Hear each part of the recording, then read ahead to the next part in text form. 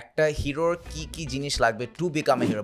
একটা শাহরুখ খান, একটা সালমান খান, একটা আমির খান, ওকে দেখতে মনে হইতো হিরো, মানে ওই অরাটা তার মধ্যে থাকতে হবে। বডি ল্যাঙ্গুয়েজ, অরা, মানুষ টাকা দিয়ে দেখবে তোমাকে। বাংলাদেশে যদি একটা ছবি ফ্লপ যায়, তোমরা বলো সিয়ামের ছবি চলে নাই, সাকিব খানের ছবি চলে নাই, নিশোর ছবি চলে নাই, কেন বলবে রায়হান রাফির ছবি চলে নাই, ডিরেক্টরের ছবি চলে নাই? অবশ্যই বলে রায়হান রাফির ছবি চলে নাই, না, এটা কম বলে। আমরা চিন্তা করি হলিউড, আমরা দেখি বলিউড, আর থাকি বাংলাদেশে। নারীকে সে কতটা রেসপেক্ট করতেছে এটা যদি বুঝতে হয় তাহলে তোমার আমাদের ইনবক্স চেক করতে হবে। রাইট। যখন একজন অ্যাক্ট্রেস ঢাকা শহরের বাইরে থেকে ঢাকায় এসে ঢুকে ইন্ডাস্ট্রিতে গ্রো করতে চায়, চান্স পেতে চায়, একটা ফেভার করে দিলে সেই চান্সটা পাবে। ডাজ দিস হ্যাপেন আ লট? তুমি রাজকে নিয়ে আরেকটা সিনেমা কেন বানাচ্ছ? কারণ আমার শিডিউল নাই। আচ্ছা আমি প্লিজ আচ্ছা but এখানে আজকে we are back with an Eid special episode for Scandalous. আমাদের সামনে আছে বাংলাদেশের সবচেয়ে বড় ডিরেক্টর রায়হান রাফি এবং one of my favorite actresses তমা মির্জা, যার মুভি আমি সবসময় দেখতে দৌড়ায় যাই। এবং আজকে আমরা যেটা নিয়ে কথা বলবো is obviously the Bangladeshi film industry. এবং আমি একজন যিনি someone who has been following the industry for the last 10 years, আমি বলতে পারি যে 2016-র দিকে যখন আয়নাবাজি বের হয় এবং ওই পিরিয়ডটাতে বাংলাদেশি ফিল্ম ইন্ডাস্ট্রি অনেক বড় একটা চেঞ্জ আসে, অনেক বড় একটা শিফট আসে, যে হঠাৎ করে দ্য লেভেল যদি 2-এ থাকে ইট বিকামস আ 7, তারপর 8, এখন 9, এখন 10-ও হিট করবে ইনশাল্লাহ। ওই সময়টা আমি শর্ট ফিল্ম বানাই, নিয়মিত শর্ট ফিল্ম বানাচ্ছি। তো আমরা তখন আসলে প্রচুর বাইরের ছবি দেখতাম, চিন্তা করতাম যে বাইরের সিনেমা এরকম হলে আমাদের দেশে এই অবস্থা কেন, সিনেমা কেন হচ্ছে না, কেন একই ধরনের সিনেমা হচ্ছে। এবং তখন থেকে আমার মনে হয় স্টার্ট হইলো, দেন আয়নাবাজি হইলো, এর আগে ছিল মনপুরাটাও মোটামুটি একটা লেভেলে মোটামুটি বড় ছিল। অমিতাভ ভাইয়ের আয়নাবাজিকে বলা হয় ইট ওয়াজ এ ভেরি বিগ চেঞ্জ ওই সময়। এটা কারণ কি ছিল? কারণ ছিল যেটা হলো এমন একটা সিনেমা যেটা কিনা, একটা সিনেমা তখনই অনেক ভালো জায়গায় যায় বা সুপার ডুপার হিট বলে যে সিনেমা সব শ্রেণীর মানুষ দেখে।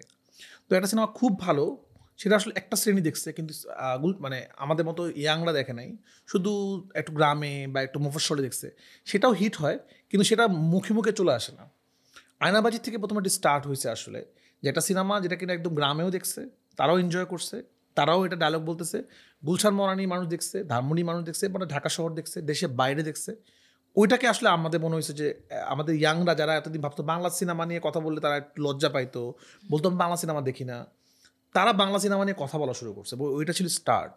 তার মানে ওই সময় আমাদের একটা হোপ তৈরি হয়েছে যে না, সিনেমা আসলে মানুষ দেখে এবং আরও বেটার সিনেমা বানাতে হবে আসলে। ওই সময় ওইটার আগে ফিল্মগুলোর ওই স্টার এনার্জিটা ছিল, বাট সামথিং ওয়াজেন্ট দেয়ার। মানে হোয়াট ওয়াজেন্ট দেয়ার আপনার ওপিনিয়নে? দেখো, আমার সাথে এই টপিকটা নিয়ে রাফির সাথে প্রায় কথা হয়। আচ্ছা, হ্যাঁ, তো আমার চিন্তাভাবনা এক ধরনের, ওটা অন্য ধরনের। আমার চিন্তাভাবনা এটা যে ধরো একটা সময় ছিল যখন রাজ্জাক স্যার, কবরী ম্যাডাম ওনারা কাজ করতেন, তখন ওই সময়কার সব ধরনের মানুষ ছবিগুলো দেখতো। এরপরে যখন মান্না ভাই আসলেন, ওই সময় কিন্তু ওইটা একটা অন্যরকম ক্রেজ ছিল। ওইটা শেষ হওয়ার পরে সাকিব খান, ফেরদৌস ভাই, রিয়াজ ভাই আসলো, ওইটাও একরকম ক্রেজ ছিল। এখন এক একটা সময় এক এক রকম যায়। ওই সময় ওই ফ্যামিলি ড্রামা, ওই সময় ঢিসুম ঢাসুম, হ্যাঁ তুই এইটা পাবি না ওইটা পাবি, বাংলা সিনেমার অনেক ডায়লগ ছিল। আই ফিল লাইক স্টাইলটা অনেক বেশি চেঞ্জ করছে। এখন দেখো, জেনারেশন যখন চেঞ্জ হচ্ছে তখন কিন্তু অনেক কিছু অন্যরকম চেঞ্জ হচ্ছে। আগে কয়জন মানুষ দেশের বাইরে যেত, আগে কয়জন মানুষ দেশের বাইরের মুভি দেখতো, নেটফ্লিক্স কয়জন দেখতো? তুমি আমাকে 10 বছর আগে কয়জন নেটফ্লিক্স দেখতো বলো? ওটিটি কি কেউ মানে? ওটিটি এখনো অনেকে বলে যে ওটিটিটা কি। তো এটা হয় কি, তুমি কখনোই কোনো টাইম পিরিয়ডের সময়ের, ওই সময়ের কালচার, ওই সময়ের মানুষের পছন্দ অপছন্দকে তুমি আসলে ছোটও করতে পারবে না, বাদও দিতে পারবে না। বাট জেনারেশন যখন স্মার্ট হচ্ছে, যখন ভালো ভালো মানে তাদের যখন চোখ খুলছে, তো তখন যেটা দেখবে ওইটাই তোমাকে করতে হবে। এখন এই যে বিড়ালের গলায় ঘন্টা বাজানোর মতো, বাধার মতো আর কি, যে জেনারেশন চেঞ্জ হওয়ার সাথে সাথে কারা ওইটার সাথে আসলে স্টেপ ম্যাচ করতে পারবে। তো আই থিঙ্ক রাফি বা অমিতাভ ভাই বা সুমন, আরও যারা যারা এখন কাজ করছে, এরা না এই স্টেপটা ম্যাচ করে ফেলছে। That's it, nothing. এখন ইউ নেভার নো, 10 বছর পরে তখন রাফিরা আবার ওই সময়কার সাথে ম্যাচ করতে পারবে কিনা, তখন আবার ওই জেনারেশনে সে এখনকার ছবি নিয়ে কথা বলবে কিনা। তো তুমি এটা তো জানো না, তখন হয়তো আমাদের এখনকার ছবি মনে হবে স্মার্ট। আমি ছোট উদাহরণ দিয়ে ইন্ডিয়া সিনেমা দিয়ে দিই, বানসালি যাক, উনি ওই সময় দেবদাস বানাইছে, উনি এখন গাঙ্গুবাই বানাইছে, উনি কিন্তু ওনার মেকিংকে চেঞ্জ করে ফেলছে। এখন দেবদাস যেইভাবে উনি বানাইছে এটা এখন যদি সেইভাবে উনি সিনেমা বানায়, সিনেমাগুলো আমাদের ভালো লাগবে না। ওনার কিন্তু ডে বাই ডে চেঞ্জ হচ্ছে। এটা কি অডিয়েন্স অনুযায়ী চেঞ্জ করতে হচ্ছে নাকি ট্রেন্ড অনুযায়ী চেঞ্জ না, এটা ট্রেন্ড, টেস্ট, মানুষের সিনেমা দেখার অভিজ্ঞতা। যেমন এখন আমি মনে করি একটা ইয়াং ছেলে যে সিনেমা দেখার সময় সে দেখতে চায় কালারটা কেমন হয়েছে, সে সিনেমার টোনারিটা কেমন, ব্যাকগ্রাউন্ড মিউজিকটা কেমন। মানে একটা সময় মানুষ এগুলো চিন্তা করতো না, বা তো গল্প দেখলেই হয়, ক্যামেরার শটটা সে কেমন নিচ্ছে, সিকোয়েন্সগুলো, বিল্ড আপগুলো কেমন, আর্টিস্টের ডায়লগটা কি, ট্রেন্ডি কিনা। মানে নেটফ্লিক্সে সে এখন অ্যাক্টিংও বোঝে দর্শক, সব কিছু। তো একটা সময় দর্শকগুলো চিন্তা করতো না। এবার একটা সময় কি হইতো, এটা ইন্ডিয়াতে হয়েছে, বাংলাদেশে হয়েছে, আমরা নিজেরাও ছোটবেলা অনেক সিনেমা দেখে পাগল হয়ে গেছি, ও মাই গড এত সুন্দর সিনেমা, এত সুন্দর গল্প। এটা ছিল আসলে রিমেক বা কপি গল্প, কিন্তু আমরা জানি না সেটা কপি। কারণ এইটাকে যে কপি কি কপি না, এটা আমরা জানা শুরু করছি যখন থেকে ইন্টারনেট ওপেন হয়েছে, যখন থেকে আমরা শুরু করছি বিভিন্ন সিনেমা দেখা। এর আগ পর্যন্ত কিন্তু আমাদের ধরো কেমন সিনেমাটা কিন্তু অনেক সুন্দর লাগছে আমাদের কাছে, যেটা বাংলাদেশে অনেক হিট সিনেমা ছিল, যেখানে সালমান শাহ মৌসুমী আসছে, তারপর দুর্দান্ত ভালো অভিনয় করছে, সোহানুর রহমান সোহান ছিল ডিরেক্টর। কিন্তু এটা কিন্তু রিমেক সিনেমা, এটা কিন্তু আমরা পর্যায়ে জানছি যে এই সেম আরও গল্প হয়েছিল আর কি। তো ওরকমভাবে আর কি। তো এখন মানুষ সহজে বুঝে ফেলতে পারে একটা শর্ট, যদি মানুষের মনে আছে এটা তো আমি ওখানে দেখছি, এবং মানুষ এত কন্টেন্ট দেখে এখন, তো মানুষকে ফাঁকি দেওয়াটা খুব ডিফিকাল্ট। রাইট। তো এই জন্য যুগের সাথে সাথে চেঞ্জ হইতেই হবে। এখন আমরা যে ধরনের স্টোরি টেলিং করি 5 বছর পর সেটা থাকবে না। মানে আমার কাছে মনে জাস্ট আমাদের এই প্রোগ্রামটা দেখো না, একটা সময় কীভাবে প্রোগ্রাম হতো, কেমন আছেন ভালো আছেন, এখন সেটা কত র্যান্ডম হয়ে গেছে। বা তোমাদের মতো মানুষরা এখন এইটা এনজয় করতেছে। এক সময় উপস্থাপনা কিন্তু একটা বোরিং জিনিস, হ্যালো আসসালামু আলাইকুম, শুনতে পাচ্ছেন আপনি এরকম। মাঝখানে রেডিও, যেমন আমি একটা রেডিও কথা বলতে চাই, আমি তো হোস্টেলে পড়াশোনা করছি, তখন রেডিওর যুগ। মানে আমার কাছে মনে হচ্ছে আমি ফিল্ম মেকিং করবো আর মাঝে মাঝে আমি রেডিওতে আরজে হবো, আরজেদের শুনতে খুব ভালো লাগতো আমার কাছে। তো আমি কোনো কল্পনাও করিনি এই রেডিও ইন্ডাস্ট্রি একদিন বাংলাদেশে থাকবে না ওরকম করে। একসময় রেডিওতে মানে একটা গান বাজাইতে হবে, একটা ফোন করে কেউ রিকোয়েস্ট করলে আমার গান যদি বাজায়, ওর থেকে সাকসেসফুল কেউ না আসলে। এবং ওখানে যাদের গান বাজে তারাই আসলে, যেমন রেডিও ফুটতে আমি খুব শুনতাম। রেডিও ইন্ডাস্ট্রি আরজেরা কিন্তু অনেক বড় সেলিব্রিটি ছিল, হিউজ। এবং দেখতে যেত মানুষ, ওরা দেখতে কেমন, ও কী হয়েছে, কী বলতেছে, ঘুম থেকে উঠে প্রতিটা মানুষের কানে হেডফোন সবাই রেডিও শুনতেছে। কিন্তু এখন এটা নাই, কারণ ইন্ডাস্ট্রিটাকে ওরা আপডেট করতে পারে। অথচ দেশের বাইরে কিন্তু রেডিও ইন্ডাস্ট্রি রয়ে গেছে আসলে। তা আমার কাছে মনে হয় যে কোনো প্রফেশন, মানে তোমাকেও কিন্তু তুমি আজকে 5 বছর আগে যে চিন্তা করতে, এখন সে চিন্তা করো না। তুমি যে সফটওয়্যার প্রথম এডিট শুরু করছিলে, এখন কিন্তু চেঞ্জ হয়ে গেছে। তো তুমি দিন দিন যদি আপডেট না হও, সেটা যে কোনো ইন্ডাস্ট্রি হোক, তুমি সার্ভাইভ করতে পারবা না, এবং দর্শক থেকে আমরা দূরে চলে যাবো আসলে। আপনাদের সবার জন্য খুবই জোস একটা নিউজ আছে। এই রোজায় the best place to get food is rustic eatery. ইফতার সময় গেলে পাবেন 3টা খুবই special platter. You can go and enjoy their exciting offers and their amazing food. এবং সেহরির সময়, I know we all love going for sehri with our family and friends, সেহরির সময় পাবেন খুবই স্পেশাল একটা buy one get one offer. এই অফারগুলো আপনারা অবশ্যই মিস করবেন না। Rustic eatery is the place to go. আপনারা you can find them at Banani, Uttara, Shantinagar and Dhanmondi. Go with your family, go with your friends and have an amazing time. আশা করি সবার রোজা খুবই ভালো কাটে। রাহান ভাই, আপনি বলতেছেন যে সময় মতো জিনিসপাতি আপডেট করা খুবই ইম্পর্ট্যান্ট। একইভাবে 2018 সাল যখন আপনি ফিল্ম বানান, তখন what did you feel was needed to be updated in the film industry? তা আমি যখন আসলে প্রথম সিনেমা বানাই, তখন তো আসলে অনেক চ্যালেঞ্জ থাকে যে সিনেমাটা কীভাবে বানাবো, সিনেমাটা মানুষ দেখবে কিনা। তখন এত চিন্তা করে প্রথম সিনেমায় তো আসলে প্রথম কাজ দিয়ে তো পুরো জগৎটাকে চেঞ্জ করে দেওয়া যাবে না। তো আমি একটা জিনিস চিন্তা করি, এবং এটা আমি একটু বলতে চাই। আমি যখন শর্ট ফিল্ম বানাতাম, আমার অনেক শর্ট ফিল্ম এখন ওই ফেসবুকে ইউটিউবে আছে, আমি নর্মালি ছাড়তাম, ফেসবুকে ছাড়তাম। আমি 2014 থেকে 13 থেকে শর্ট ফিল্ম বানাই, এবং বছর বছর একটা শর্ট ফিল্ম বানাতাম 1-1.5 মিনিটে। কিন্তু আমি যেটা চেষ্টা করতাম ওগুলোকে একটু ফিল্মিক ওয়েতে বানাইতে, মানে প্র্যাকটিসিটা মানে ফিল্মের মতো করার জন্য। ওই শর্ট ফিল্মগুলো আমি বিজিএম, ব্যাকগ্রাউন্ড মিউজিক করতাম, সাউন্ড ডিজাইন করতাম, এরকম করে বানাতাম। তখন থেকে আমার ছোটো ছোটো একটা ফ্যান ফলোয়ার তৈরি হয়েছে। কিছু মানুষ আমার শর্ট ফিল্ম দেখে আর কি, অল্প কিছু মানুষ হলেও দেখা শুরু হয়েছে আস্তে আস্তে করে। এবং একটা শর্ট ফিল্ম ছিল আজব বাক্সটা, ওই সময় খুব ভাইরাল হয়েছিল। কি নিয়েছিল ওটা? ওটা ছিল হিন্দি সিরিয়াল নিয়ে, খুবই ইন্টারেস্টিং একটা গল্প ছিল। যে একজন লোক, একটা মেয়ে, ওই সময় স্টার জলসা প্রথম আসছে, ওখানে একটা সিরিজ ছিল পাখি সিরিজ। তো একটা মহিলা, সে কান্না করতেছে টিভির সামনে, কান্না করতেছে, মানে কার সামনে, টিভির সামনে কান্না করতেছে কিনা আমরা দেখি না, শুরুতে দেখি যে কান্না করতেছে। আর একটা শর্টে দেখি একটা বয়স্ক লোক, সেও ওষুধের জন্য চিৎকার করতেছে, মানে তার ওষুধ দিতে হবে, ইনহেলার দিতে হবে, নাহলে সে মারা যাবে। মেয়েটা এটা দেখে আরও কান্না করতেছে। আবার আমরা দেখি যে বয়স্ক লোক চিল্লাচ্ছে যে প্লিজ আমাকে ইনহেলারটা দাও। তো আমরা প্রথমে বুঝতে পারি যে মেয়েটা টিভিতে হয়তো ওই লোকটাকে দেখতেছে আর কান্না করতেছে। লাস্ট শটে আমরা দেখতে পারি যে ড্রয়িং রুমে শ্বশুরটা মারা যাচ্ছে, তার ওয়াইফ আর তার যে বউ, সে টিভি হিন্দি সিরিয়াল দেখে আসলে কাঁদতেছে। দেন ছিল আজব বাক্স, কারণ ওই সময় সিরিয়ালটা নেশার মতো হয়ে গেছিলো, ওটা প্রচণ্ড লেভেলে ভাইরাল হচ্ছিল ওই সময়। তা আমি যে কথাটা বলতে চাচ্ছিলাম যে আমি তারেক মাসুদ আমার ছিল গুরু, যিনি রোডেক্সিনে মারা গেছে, উনিও মাদ্রাসায় পড়াশোনা করছে, যেহেতু আমিও মাদ্রাসায় পড়াশোনা করছি, এবং তার কাছে আমার খুব ভালো লাগতো, এবং তার দেখা দেখি আমি সিনেমা চিন্তা করছি আমিও সিনেমা বানাবো বা আমিও সিনেমা বানাতে পারবো। সো এটা সবসময় প্ল্যান ছিল না যখন আপনি ফিল্ম মেকিং না পড়াশোনা না, না, করেন না, বা স্টার্ট করেন? আমি ছোটবেলা থেকেই যখন আমি সিনেমা দেখতাম তখন আমার সিনেমা দেখার পর আমার কোনোদিন নায়ক হতে ইচ্ছা করে নাই। আমার সবসময় মনে হচ্ছে যে ডিরেক্টর যে নামটা আসতো আমি বুঝতাম যে এই লোকটাই মেন, ও সিনেমাটা বানায়। এবং আমি একটা সিনেমা দেখার পর ছোটবেলা থেকে যখন থেকে বোঝা শুরু করছি, দেখার পর আমার মাথায় গল্প ঘুরতো, আচ্ছা এই সিনেমাটা এরকম না হয়তো এরকম হতে পারতো, আচ্ছা গল্পটা এরকম হইলো না কেন, আচ্ছা আমি যদি হইতো তাহলে গল্পটা আমি এইভাবে করতাম। এটা আমার ছোটোবেলা থেকেই একটা ইয়ে ছিল যে আমি এটাই হব, মানে যখন থেকে বুঝতে শিখছি আমি। এবং আমার একটা জিনিস আমি আমার টিমকে সবসময় বলি, এই কথাটা আমাদের ইয়াংদের জন্য যারা ফিল্ম মেকার হতে চায় তাদের গুরুত্বপূর্ণ। আমি সারা জীবন যত সিনেমা দেখছি আমি ডিরেক্টরের নাম মনে রাখছি, আমি ডিরেক্টর নাম সহ লিখে রাখতাম। মানে এখন আমি মানে ভাবি যে আমাকে যে মানুষ চিনে, নামে চিনে, রায়হান রাফি নামে চিনে, যতটুকু মানুষ চিনে আমি খুবই কৃতজ্ঞ মানুষের কাছে। আমি সারা জীবন যখন সিনেমা দেখছি অ্যাজ এ ডিরেক্টর হিসেবে আমি ডিরেক্টরকে মনে রাখছি। আমি জানতাম যে মুনির আত্মামের এই সিনেমা, সঞ্জয় বানসালির এই সিনেমা, অনুরাগ কাশ্যপের এই সিনেমা, আমি যে সিনেমায় দেখতাম, আমি একটা এফডিসির খুবই নর্মাল সিনেমা দেখছি কিন্তু আমি ডিরেক্টরের নাম মনে রাখছি যে এই লোকটা বানাইছে।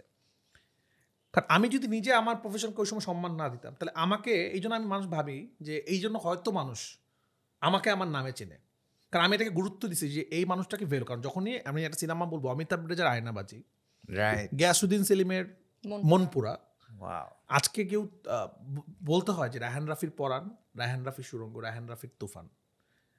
তো এটা আমি সবসময় মূল্যায়ন করছি। এবার যখন আমি প্রথম সিনেমা বানাতে আসলাম, এটা একটা স্টোরি আছে, এটা আমি পরে বলতেছি যেহেতু পোস্টটা অন্যরকম। আমি চিন্তা করলাম আসলে আমি কী বানাবো।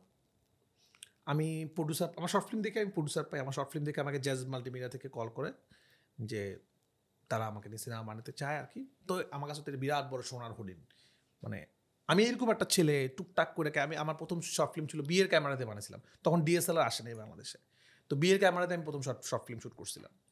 তো আমার কাছে এরকম একটা সিনেমা, তো আমি কী করবো, তখন আমি চিন্তা করলাম আমি আমি আমি একটা জিনিস খুব করি, আমি অনেক মানুষকে দেখি, অবজার্ভ করি যে আচ্ছা কে কী করতেছে, কার সিনেমা চলতেছে, কার সিনেমা চলতেছে না, কী করলে চলতেছে, কেন ইন্ডাস্ট্রি, আমি দেখতাম সব কিছু। সো তখন কেন মুভিগুলো চলতেছিল না এত বেশি? তখন চলতেছিল সিনেমা কিন্তু অনেক গ্যাপ হচ্ছিল। তো একটা জিনিস কি, রায়হান রাফি আসার পরে একটা জিনিস আমি করার চেষ্টা করছি, যখন থেকে ইন্ডাস্ট্রিতে আমি প্রতি বছর সিনেমা আনছি, আমি কিন্তু গ্যাপ দিইনি, মানে আমার কিন্তু কোনো বছর কোভিড বাদে গ্যাপ যায়নি। এই গ্যাপগুলো কি ক্রিয়েটিভ গ্যাপের কারণে হয় নাকি ফাইন্যান্সিয়াল ফান্ডিং এর জন্য?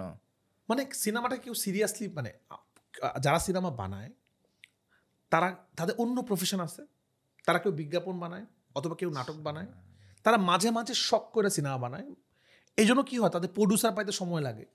কিন্তু একজন ডিরেক্টর এরকম নাই যারা কিন্তু ইয়াং ডিরেক্টর বলতেছি সিনেমাই বানায়, এটা ছিল না, মানে যারা আমাদের মধ্যে ইয়াংদের মধ্যে যে ব্যাক টু ব্যাক সিনেমা বানাচ্ছে, তো ওইটা ছিল না।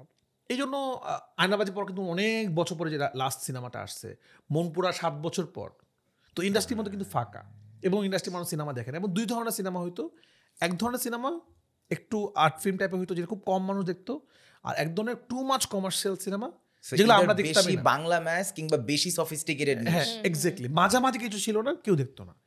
তো আমি তো আসলে একটু সফিস্টিকেটেড গল্প বলতেই পছন্দ করি, শর্ট ফিল্ম যেগুলো ছিল আমার খুবই আর্ট ফিল্ম টাইপের, আর আমার গুরু যেহেতু ওরকম, আমার মনে হলো যে আমি যদি আর্ট ফিল্ম বানাই আমি একটা সিনেমা বানাতে পারবো, এবং এরপরে সিনেমা চলবে না, আমাকে কেউ সিনেমা প্রডিউস করবে না। তো আমাকে এমন একটা সিনেমা বানাইতে হবে যে সিনেমাতে আর্ট থাকবে কিন্তু আমি এটা কমার্শিয়াল ওয়েতে প্রেজেন্ট করবো, নাচা গান থাকবে, সব থাকবে।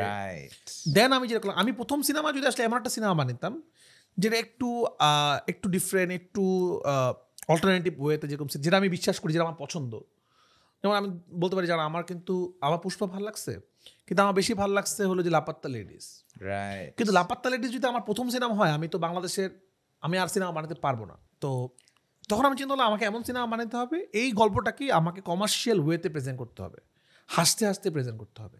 তখন আমি আসলে চিন্তা করলাম যে পুরা, মানে আমার যারা বন্ধুবান্ধব ছিল তখন তারা খুব আমাকে নিয়ে তখন মস্কারা করছিল যে রায়হান রাফি তুই শেষ পর্যন্ত পুরা মন্টু বানাবি, মানে মন্টু মানে শেষ পর্যন্ত কমার্শিয়াল সিনেমা, তোর সিনেমাতে গান থাকবে, নাচ থাকবে, তুই শেষ, তুই ধ্বংস।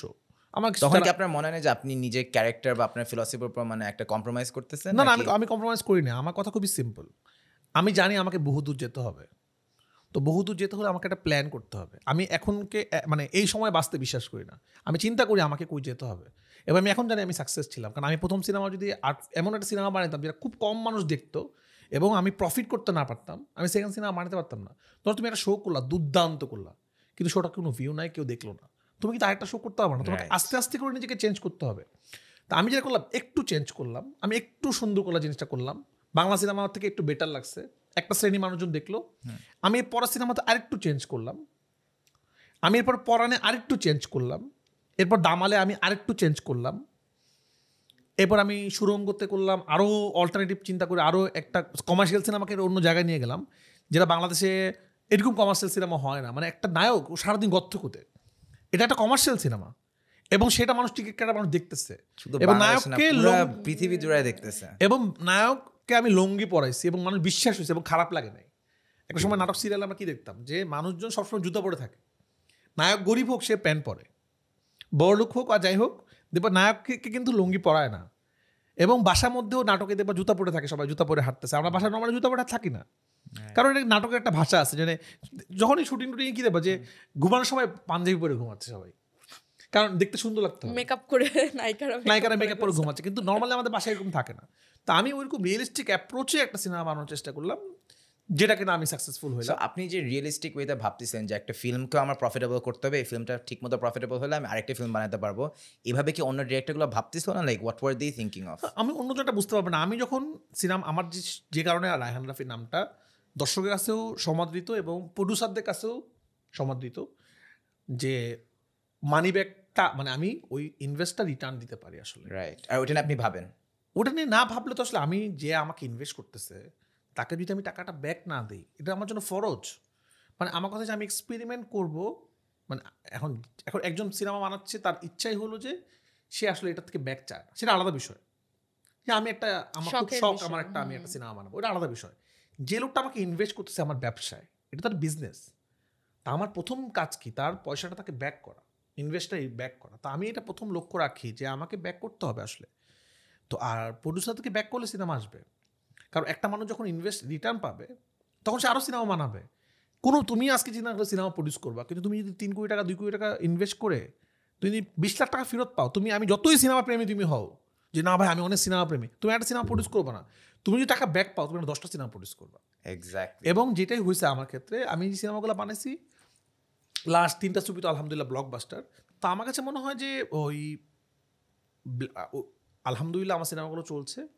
আমি ওই থিঙ্কিং থেকে সিনেমা শুরু থেকে করছিলাম যে আমাকে বহুদূর যেতে হবে, আস্তে আস্তে করে চেঞ্জ করতে হবে, এবং আমি সেটা করার চেষ্টা করছি।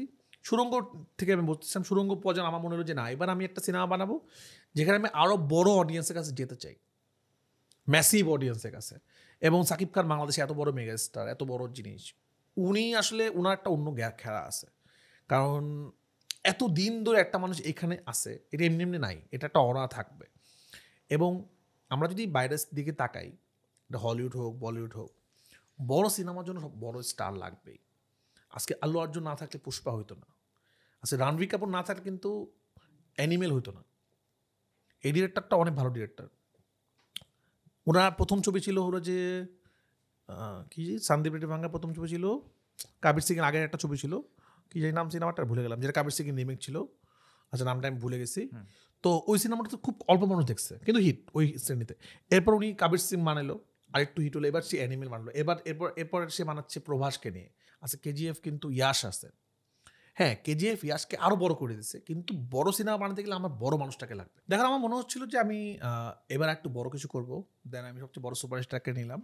এবং তোমার একটা থিঙ্কিং ছিল যে বাংলাদেশে এমন কোনো সিনেমা নাই যেটা সিকুয়েলের জন্য মানুষ ওয়েট করে। আচ্ছা, তাই বললাম আমি একটা সিনেমা বানাবো যেটার জন্য মানুষ বলবে যে তুফান 2 কবে আসবে, এরপরে কী হবে, এরপরে কী হবে। কারণ এখন আমার কাছে মনে হচ্ছে এখন আমাদের সময় এটাই যে আমাদের নেক্সট লেভেলে যাওয়ার জন্য এরকম সিনেমা বানাতে হবে, কারণ ওয়ার্ল্ড ওয়াইড এটাই চলতেছে এখন। তখন আমি এমন একটা সিনেমা বানালাম এবং এমনভাবে ডিজাইন করলাম যে অ্যাকশন মানুষ আগে দেখে নাই, যে এরকম ডিজাইন মানুষ দেখে নাই, এবং সেটাই হইলো। মানে এখন আমার যেখানে আমি যাই জাতীয় প্রশ্ন একটাই, জাতীয় প্রশ্ন, সেটা আমি ইভেন আমি পাইলট থেকেও পাইছি, আর্মির মেজর থেকেও পাইছি। ট্রাফিক সার্জন আমাকে ধরলে বলে ঠিক আছে আগে বলেন কাগজটা পরে তুফান 2 কবে আসবে, কে মারা গেছে আসলে। তো এখানে আসার পর কিন্তু প্রথম প্রশ্ন ছিল তুফান 2 কবে আসবে। তো আমি একটা রাখার চেষ্টা করছি এবং আমি যে সিনেমাটা এখন বানাচ্ছি তাণ্ডব, সেটারও একটা ওই প্যাটার্নে যাবো আমরা। ওয়াও, দেন হয়তো আমি প্ল্যান করতেছি, কারণ আমার কাছে মনে হচ্ছে এখন ইউনিভার্স ক্রিয়েট করবো আমি আসলে। রাইট। সরি, প্রশ্নটা একটু বড়, উত্তরটা বড় হয়ে গেল আসলে। না ভেরি গুড। না, আই থিঙ্ক আপনার কাজে আই থিঙ্ক ক্লিফ হ্যাঙ্গার যে জিনিসটা বাংলাদেশে আই থিঙ্ক এটা আপনি বেস্ট করেন। আই ফিল লাইক বাংলাদেশে অনেক কাজ আমরা দেখতে পাই যেখানে এন্ডিংটা এত আনস্যাটিসফাইং হয়, ওখানে শেষ করে মানে 2 যে হবে এটা আমরা ভাবতেও পারি না। কি মনে হয় ভাই, দেখো যারা সিনেমা হলে সিনেমা দেখতে যায়, হ্যাঁ, তারা কিন্তু আমাদের বাংলাদেশে তো এত সিনেমা হল অ্যাভেলেবেল না। প্রথম কথা, ভালো সিনেমা যখন একটু ভালো সিনেমা হয় সবাই তো পাগল হয়ে দেখতে যায়। প্রথম কথা, টিকিট পাওয়া যায় না, অনেক কষ্ট টিকিট কালেক্ট করতে হয়, তারপর ট্রাফিক জ্যাম ঠেলে অনেক কষ্ট করে হলে যেতে হয়। তার একটা দিন কিন্তু আর কোনো কাজ করতে পারে না, মানে যেদিন তুমি সিনেমা দেখার প্ল্যান করো ওই দিন কিন্তু মাটি। আমাকে বুঝতে হবে আমি একটা মানুষের একটা দিন আমার জন্য দিচ্ছে, তো সে হলে গিয়ে সিনেমা দেখার পর তাকে হাততালি দিতে হবে। সে যদি প্যারা খেয়ে আসে যে কি দেখলাম বুঝলাম না কিছু, Right. তাহলে সে সিনেমা দেখতে যাবে না। তাকে খুশি হইতে হবে যে না আমার টাকাটা উসুল হয়েছে, সেটা যেভাবেই হোক। তা আমি ওটা সবসময় ট্রাই করি যে আজকে আমার সুরঙ্গ দেখার পর আমার হাততালি দিচ্ছে, পড়ানোর পর হাততালি দিচ্ছে, দ্যাটস ওয়াই ব্লকবাস্টার হয়েছে। রাইট। আজকে সুরঙ্গর পর হাততালি দিচ্ছে, তুফানের পর যখন দেখছে ওই শটটা সাকিব খান বাঘ নিয়ে বসে আছে এবং ও মরে নাই, এবং আমার তখন খুব ভালো লাগছে যখন আমি একটা জায়গায় এসে বলি কাট, হ্যাঁ, তো মানুষ যখন ওখানে হাততালি দিচ্ছে তখন আমার হচ্ছে আমি সাকসেস আসলে। স্পেশাল। তমা আপু, আপনার ক্যারিয়ার শুরু হয় 10 সালে শাকিব খানের একটা কাজের সাথে, ইজ দ্যাট রাইট? কিভাবে হয় যে প্রথম কাজটাই with the biggest star of all time? Lucky man, lucky Lucky women. না, lucky man, he is lucky to work with Toma আপু।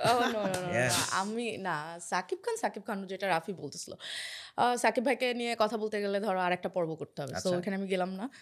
তো আমার তো কোনো মানে প্ল্যানিং ওইটার আগে ছিল না। জার্নিটা কি ছিল for you to get your first role with Shakib Khan? আমি সাকিব ভাইয়ের সাথে পেয়ার হিসেবে যেটা করছি ওটা আরো পরে ছিল, আচ্ছা, বাট আমার ফার্স্ট ফিল্মে সাকিব ভাই ছিল, আমি পেয়ার ছিলাম না।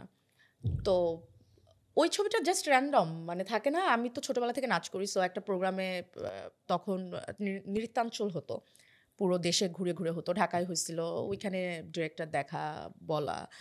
অ্যান্ড সব থেকে হলো যে আমাদের পুরো গোষ্ঠীর মধ্যে কেউ মানে ইন্ডাস্ট্রির আশেপাশেও নাই, মানে থাকে না গানের শিল্পীও না, নাচের শিল্পীও না, কিছুই না, শুধু আমি ধরো নাচ শিখছি।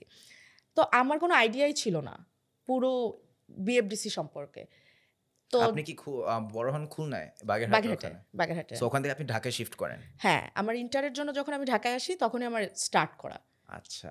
তো এসে যখন প্রথমে একটা ফিল্ম করার পরে মনে হলো যে মানে বাসা থেকে তো এরকমই ছিল যে একটার পর আর করবো না, কারণ তখন স্টাডি গ্যাপ হয়ে যেতে বাট পারে। চান্স পাইছেন কিভাবে ফিল্মে? হোয়াট ওয়াজ আপনার জার্নি ইনটু দ্য কিছুই না, আমার কোনো এফোর্টই ছিল না, এই জন্য আমার কাজগুলো ওরকম এফোর্টলেস লাগছে, পচা। এরপরে যখন আমি বুঝছি তখন আমি এফোর্ট দিচ্ছি, এবং তখন সো আপনি কোথাও সাইন আপ করেন কিংবা আপনাকে এসে কেউ বলেনি যে আসেন আপনি হ্যাঁ film এ ওইটাই আমাকে বলছে যে করো।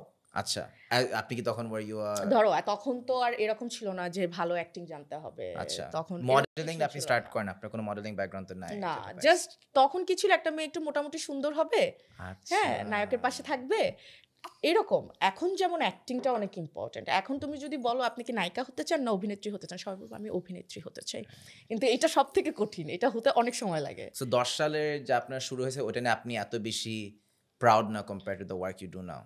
না, অফকোর্স আই এম প্রাউড। আমি তোমাকে ওটা কি বললাম যে দেখো, আমি যদি যেটা করে আসছি আমার পাস্ট যেমনই হোক, ওইটা থেকে আমার শেখার আছে, কিন্তু ওটা তুমি ডিলিট করতে পারবা না, রাইট। এবং ওইটা নিয়ে যদি তোমার অনেক বেশি রিগ্রেট থাকে তাহলে তুমি সামনে যেতে পারবে না। সো আমার কোনো রিগ্রেট নাই। আজকে তমা মির্জা কে যে জায়গাটা হয়েছে, ধরো ওই স্টার্টিংটা না হলে এটা হইতোই না। রাইট। আমি জানিই না এখন আমি আসলে আদৌ কেউ আমাকে কাস্টিং করতো কিনা। তখন তো একটা নাম আমার হয়েছিল, তখন একটা ন্যাশনাল অ্যাওয়ার্ড আমার ছিল, তখন আমার কিছু ভালো ফিল্ম ছিল, দ্যাটস ওয়াই এখন হয়তো মানুষের একটা বিশ্বাসের জায়গা আছে, বা আচ্ছা, বা আমি নিজেও জায়গাটা বুঝে ফেলছি, তো এখন আমার জন্য ইজি। কিন্তু ধরো তখন আমি কিছুই করিনি, 2017-18 থেকে রাফি স্টার্ট করছে, 18তে রাফি আমাকে আদৌ নিত কিনা আমি জানি না, মাঝে একটা বড় গ্যাপ ছিল। মাঝখানে আমার একটু গ্যাপ ছিল, So, স্টাডি ব্রেক ছিল। ওইটার আগে যদি আমরা যাই, what was it like working with Shakib Khan on such a big project early on? মানুষটার ক্যারিয়ার যেরকম চেঞ্জ হয় নাই গত 20-25-30 বছরে, ওই মানুষটাও চেঞ্জ হয় নাই, তখনও উনি যেরকম ছিলেন এখনো his like that. Right, but আপনার কেসে আপনি একজন অ্যাজ ইয়াং অ্যাক্ট্রেস, এটা অনেক বড় একটা অপরচুনিটি ছিল না অ্যাট দ্য টাইম? হ্যাঁ অফকোর্স, দেখো একটা মেয়ে মফস্বল থেকে উঠে এসে সে এরকম মানে এত বড় বড় মানুষের সাথে কাজ করতেছে, এইখানে যেরকম বড় বড় 2টা লাইট, এরকম বড় বড় লাইট চলতেছে চারিদিকে, এটা অন্যরকম। তখন না জিনিসটা এরকম ছিল যে কাজ করে মজা পাচ্ছিলাম, রাইট যে আচ্ছা আমি কাজ করতেছি, আমার শুটিং হচ্ছে। তখন না এটা বুঝতাম না যে কোন স্টোরিতে আমি কাজ করতেছি, সেইখানে আসলে আমাকে কি কি করতে হবে। এখন যেমন আমি প্রচুর স্টাডি করি একটা ক্যারেক্টার Right. আসলে, হ্যাঁ, ওই ক্যারেক্টারটার আশেপাশে, মানে ধরো আমার আশেপাশে এরকম ধরনের ক্যারেক্টার কি কি আছে। তো এখন তুমি যখন আমার কাজ দেখবা তখন তুমি বুঝবা যে আমি হোমওয়ার্ক করে আসছি, আমি জাস্ট করতে হবে দেখে চলে আসছি না। তখন কি পুরো ইন্ডাস্ট্রিটা অনেক সিম্পল ছিল বা এত বেশি সফিস্টিকেটেড ইন্ডাস্ট্রি ছিল না? কখনো সিম্পল হয় না, it's always complicated, still complicated. কোনো জায়গায় তোমার মানে লাইক থাকে না যে স্মুথ রোড তুমি But এখন যেমন হাঁটতেছো। বলতেছেন যে অনেক ডিটেল নিয়ে অ্যাটেনশন টু ডিটেল দেওয়া হতো, তখন কি সেম জিনিস ছিল? ওই সময়কার অনুযায়ী তখন ছিল, আচ্ছা, তখন বাজেট অনেক ছিল, তোমরা বাজেট কিন্তু বাড়াতে পারো নাই। কি বলে? হ্যাঁ, আমি রাফিকে বলবো তখনও যে ও। বাজেটে কাজ হতো এখনো ওরকম বাজেটে, তুমি যদি টাকার পরিমাণ চিন্তা করো, বরং আমি বলবো আচ্ছা। তখন আরো বেশি বাজেট ছিল, Wow. কারণ তখন হল অনেক ছিল। আচ্ছা, আপনার ফার্স্ট পেচেকটা কি ছিল শাকিব খানের সাথে, যেটা আপনি কোস্টারিং করলেন 2010-এ যেটা? এটা কি নাম ছিল? আমি নোট করছি, হ্যাঁ, তোমার বলো না ভালোবাসি। ইয়েস, রাইট, হ্যাঁ। ওখানে কেমন পে করতো একজন ফিমেল কোস্টারকে রাফলি? মেয়েদের টাকার কথা জিজ্ঞাসা করতে না, হবে, I'm salary. trying to understand how the film না, industry আমি works. তোমাকে রাফি এখনো ওরকমই দেয়, বেশি ও, দেয় আই হ্যাঁ। Just kidding. শোনা, যেটা হয় হ্যাঁ, রেমুনারেশন যে খুব চেঞ্জ হয়েছে সেটা না, হ্যাঁ। বাজেটও যে অনেক বেশি চেঞ্জ হয়েছে সেটা কিন্তু না। বাট এখন যেটা হয়েছে, এখন মানুষ অনেক বেশি স্মার্ট হয়েছে। আগে কি হতো, কোথায় কতটুকু খরচ করতে হবে ওই হিসাবের থেকে বেশি ছিল করো, বানাতে হবে বানাও। এখন কিন্তু দেখা যায় তখন 1 টাকা দিয়ে যেটা হতো, যে হিউজ হইতো, এখনো ওই 1 টাকা দিয়ে হচ্ছে, তার থেকে আরো বেটার হচ্ছে। রাইট। সো আপনার হচ্ছে 15 ইয়ার্সের ক্যারিয়ার সো ফার, আপনি অনেকজন ডিরেক্টরের সাথে you have worked with. Rafi ভাইয়ের সাথে what is different with him, what does he bring to the industry? রাফির বেস্ট পার্ট আমার যেটা মনে হয়, রাফির আমরা আগে কপি দেখছি, যে ধরো ওই দেশের বাইরে একটা ফিল্ম হয়েছে, রাফি যেটা বলতেছিল যে ওইটাকেই আবার রিমেক করা হয়েছে। রাফি আমাদের গল্পকে রিমেক করে, লাইক তোমার লাইফের একটা ঘটনা ঘটে গেছে, ওইটাকে রাফি বানাচ্ছে। সো আমার মনে হয় এইটা রাফির ম্যাজিক। সো এইটাই বেস্ট পার্ট, এবং এই জিনিসটা করা সব থেকে কঠিন। তুমি একটা ছবি দেখে ওই ছবিকে বানাই ফেললা ওরকম করে ফ্রেম ট্রেম নিয়ে, কিন্তু একটা মানুষের লাইফের গল্প, জীবন মৃত্যু, হাসি কান্না, এটাকে তুমি বানাচ্ছ, এটা মানুষ দেখে হাসতেছে, কাঁদতেছে, কষ্ট পাচ্ছে, এর থেকে বেস্ট আর কি হতে পারে? So this is the best part of him. What about Raihan Rafi on set, how is he like? মানে অনেক চিল্লাচিল্লি করে নাকি অনেক ঠান্ডা চুপচাপ? রাফি নন অ্যাক্টর ডিল করতে পারে না, So, অনেক স্কিলড হতে হবে একজন অ্যাক্টর হিসেবে কাজ করতে স্কিল না, গেলে। যে কাজ করবে কাজের প্রতি মানে সেই ক্যারেক্টারটা তার হয়ে উঠতে হবে। এখন তুমি এটা কি স্কিল বলো সেই আর্টিস্টের, আর ভালো আর্টিস্ট বলো বা যেটাই বলো, ওর কথা হলো যে লাইক তুমি ময়না ক্যারেক্টার প্লে করতেছো, তোমাকে আমার সেটে ময়না দেখতে হবে। সো ক্যারেক্টার এখন এটার ঢোকার জন্য জন্য তুমি নিজেকে কিভাবে প্রিপেয়ার করছো, বা তুমি অনেক ভালো অ্যাক্ট্রেস কিনা, এটার থেকে ইম্পর্টেন্ট আমি ধরো সেটে ময়না দেখতেছি, আমি সেটে মুনা দেখতেছি, বা আমি পাখি দেখতেছি, আমি ওইটা দেখতে চাই। সো আই এম শিওর উনি ক্যারেক্টারে ঢোকার জন্য হোমওয়ার্ক দিয়ে দেয়। সুরঙ্গর সময় what kind of homework did you get? এটা রাফি ভালো বলতো, কি দিছিলাম হোমওয়ার্ক? ও খুব আমার দিকে এইভাবে শুনতে চাই কি বলতো না, আমি ওরকম কঠিন নিয়ে দিই না। আমি যেটা চেষ্টা করি, ওর ভিতরে ক্যারেক্টারটা ঢুকাতে চেষ্টা করি, যে কোনো ক্যারেক্টারকে। তার সাথে অনেক কথা বলি, আমি কি কেন সিনেমাটা বানাচ্ছি, এই ক্যারেক্টারের থট কি। আসলে আমার কাছে মনে হয় যে সিনেমা তো একটা ম্যাজিকের মতো। মানে আমি অ্যাক্টিং, আমার কাছে এটা ওরকম না যে সায়েন্স, যে আসলাম করে দিলাম। এটা একটা ম্যাজিকের মতো, এটা আল্লাহ প্রদত্ত, হঠাৎ করে একটা নাজিল হয় এরকম টাইপের। তা আমি সবসময় ম্যাজিক ক্রিয়েট করার চেষ্টা করি। আমার কাছে মনে হয় যে আমি যেটা ভাবতেছি সেটা আমার আর্টিস্টদের কাছে পৌঁছায় দিতে হবে, ওকে বুঝতে হবে আসলে আমি কী চাচ্ছি। ওইটাতে যতক্ষণ সময় আমার লাগে, এটা ঠিক বলছো তোমার, যে আমি যখন একটা ভালো অ্যাক্টার বা ভালো অভিনেতা বা ভালো অভিনেত্রী পাই, আমি আরও বেটার করে ফেলতে পারি জিনিসটাকে। কিন্তু আমি যখন মানে ভালো অভিনয় যদি না জানে, তখন এখন আমি যে ধরনের সিনেমা বানাই, মানে আমি তো কম্প্রোমাইজ করি না একদম। আমার এরকম অনেক হয়েছে যে আমি অর্ধেক 2 দিন শ্যুট করে কাউকে বাদ দিয়ে দিচ্ছে। হবে না। ওয়াও এবং আরেকজনকে নিছে। আমার একটা মুভিতে হয়েছে, আমি বলবো না কোনটাতে, আচ্ছা আমি দেখছি যে পুরো সেট প্যারা খেয়ে যায়, মানে ও একদমই নিতে পারে না। রেগে যায় না, রাগা না, ও তুমি ওকে দেখলে বুঝবা খুবই সিরিয়াস ও খুব আপসেট হয়ে যায়, ও আপসেট হয়ে যায়, হচ্ছে না কেন, হবে না কেন, মানে কেন হচ্ছে না, এই ক্যারেক্টারটা না, কেন একটা বুঝতেছে আর্টিস্ট না। কিন্তু আসলে মানে কি হয়, একটা শর্ট দেওয়ার পর ডিরেক্টর চেহারা দেখে বুঝতে পারে ডিরেক্টর খুশি না খুশি না, এটা খুব স্বাভাবিক বিষয়। ওরা আজিজা প্রথম যে কাজ করে, এটা আমি একজন সুপারস্টার থেকে শুরু করে একজন নর্মাল মানুষকে দেখছি, একটা শর্ট দেওয়ার পর আমরা বলি কাট, ডিরেক্টরের দিকে তাকায়। ডিরেক্টর যে তাকায় হইছে, মানে এটা শাহরুখ খান হলো এরকম, কারণ Right. আসলে তো সে দেখতেছে মনিটরে, তো আর্টিস্টটা বুঝে ফেলে যে ডিরেক্টর হ্যাপি কি হ্যাপি না। আর এক সময় তো একটু হয়তো চিলাচিলি করতাম সেটা, এখন আস্তে না, আস্তে এখন করে আস্তে আস্তে না। কমতেছে। এখন এখন আমার চিলাচিলির জন্য আর 10 জন মানুষ আছে, ওরা চিলাচিলি করার পর আমার পর্যন্ত আসতে পারে না চিলাচিলি। আর আমি তো অনেক দূরে থাকি মনিটর নিয়ে, Right. তো আমি এখন আমার কাছে মনে হচ্ছে কি এটা এখন আইসা মানে রায়হান রাফি হওয়ার পর, মানে আমি প্রথম রায়হান রাফি যখন হই নাই তখন ক্যামেরা নিয়ে নিজেই দৌড়াইতাম আর কি।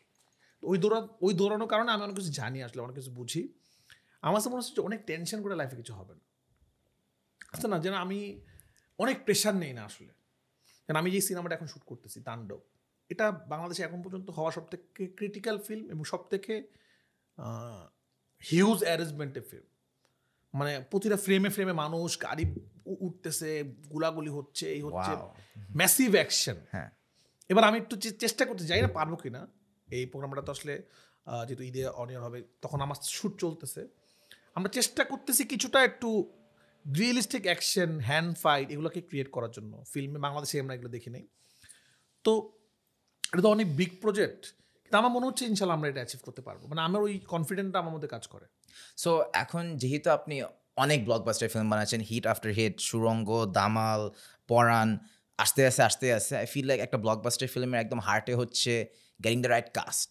আমরা কাকে অ্যাক্টর কিংবা অ্যাক্ট্রেস হিসাবে কাস্ট করি, আপনি কিভাবে ডিটারমিন করেন বা ফ্যাক্টরগুলো কি যে আমি এই মানুষটাকে হিরো বানাবো, এই মানুষটাকে হিরোইন বানাবো, লাইক কোন ফ্যাক্টরগুলো বা ওদের নিয়ে কি অ্যাট্রিবিউট থাকতে হবে উইচ মেক্স ইউ থিঙ্ক যে না দিস ইজ মাই আমার পারসন? প্রথম জিনিসটা হলো যে তাকে যেই হোক না হোক তাকে অ্যাক্টিং জানতে হবে, কারণ আমার গল্পে অ্যাক্টিং এর পাওয়ারটা বেশি থাকে। তার কি আদৌ অ্যাক্টিং স্কিলটা আছে নাকি? ওইটা প্রথম শর্ত। এটা কি আপনি অডিশন করবেন কিংবা না। ওদের পুরানো কাজ দেখবেন? আজকে আমার মানে যারা বড় বড় অভিনেতা অভিনেত্রী তারা তো আমি তাদের অ্যাক্টিং দেখে দেখে তো অভ্যস্ত, আমি জানি তারা কতটুকু অ্যাচিভ করতে পারবে, এটা তো বুঝতে পারি আমরা। আমরা অডিশন কাকে নেই বা যাকে আসলে লঞ্চিং করবে এরকম। লঞ্চিং করব, নতুন কাস্টিং, যার অ্যাক্টিং আমি দেখি নাই, তো যার অ্যাক্টিং আমি অনেক দেখছি বা যার কাজ দেখছি, তখন আমি বুঝে ফেলতে পারি সে আসলে কতটুকু করে, তার সাথে কথা বললে বুঝে যায় বা কি না কি চাচ্ছে। ধরেন আমরা আপনার স্ক্রিন নেক্সট যে টেস্ট ব্লকবাস্টার ফিল্ম আসতেছে, এটার জন্য আপনার how many auditions did you do?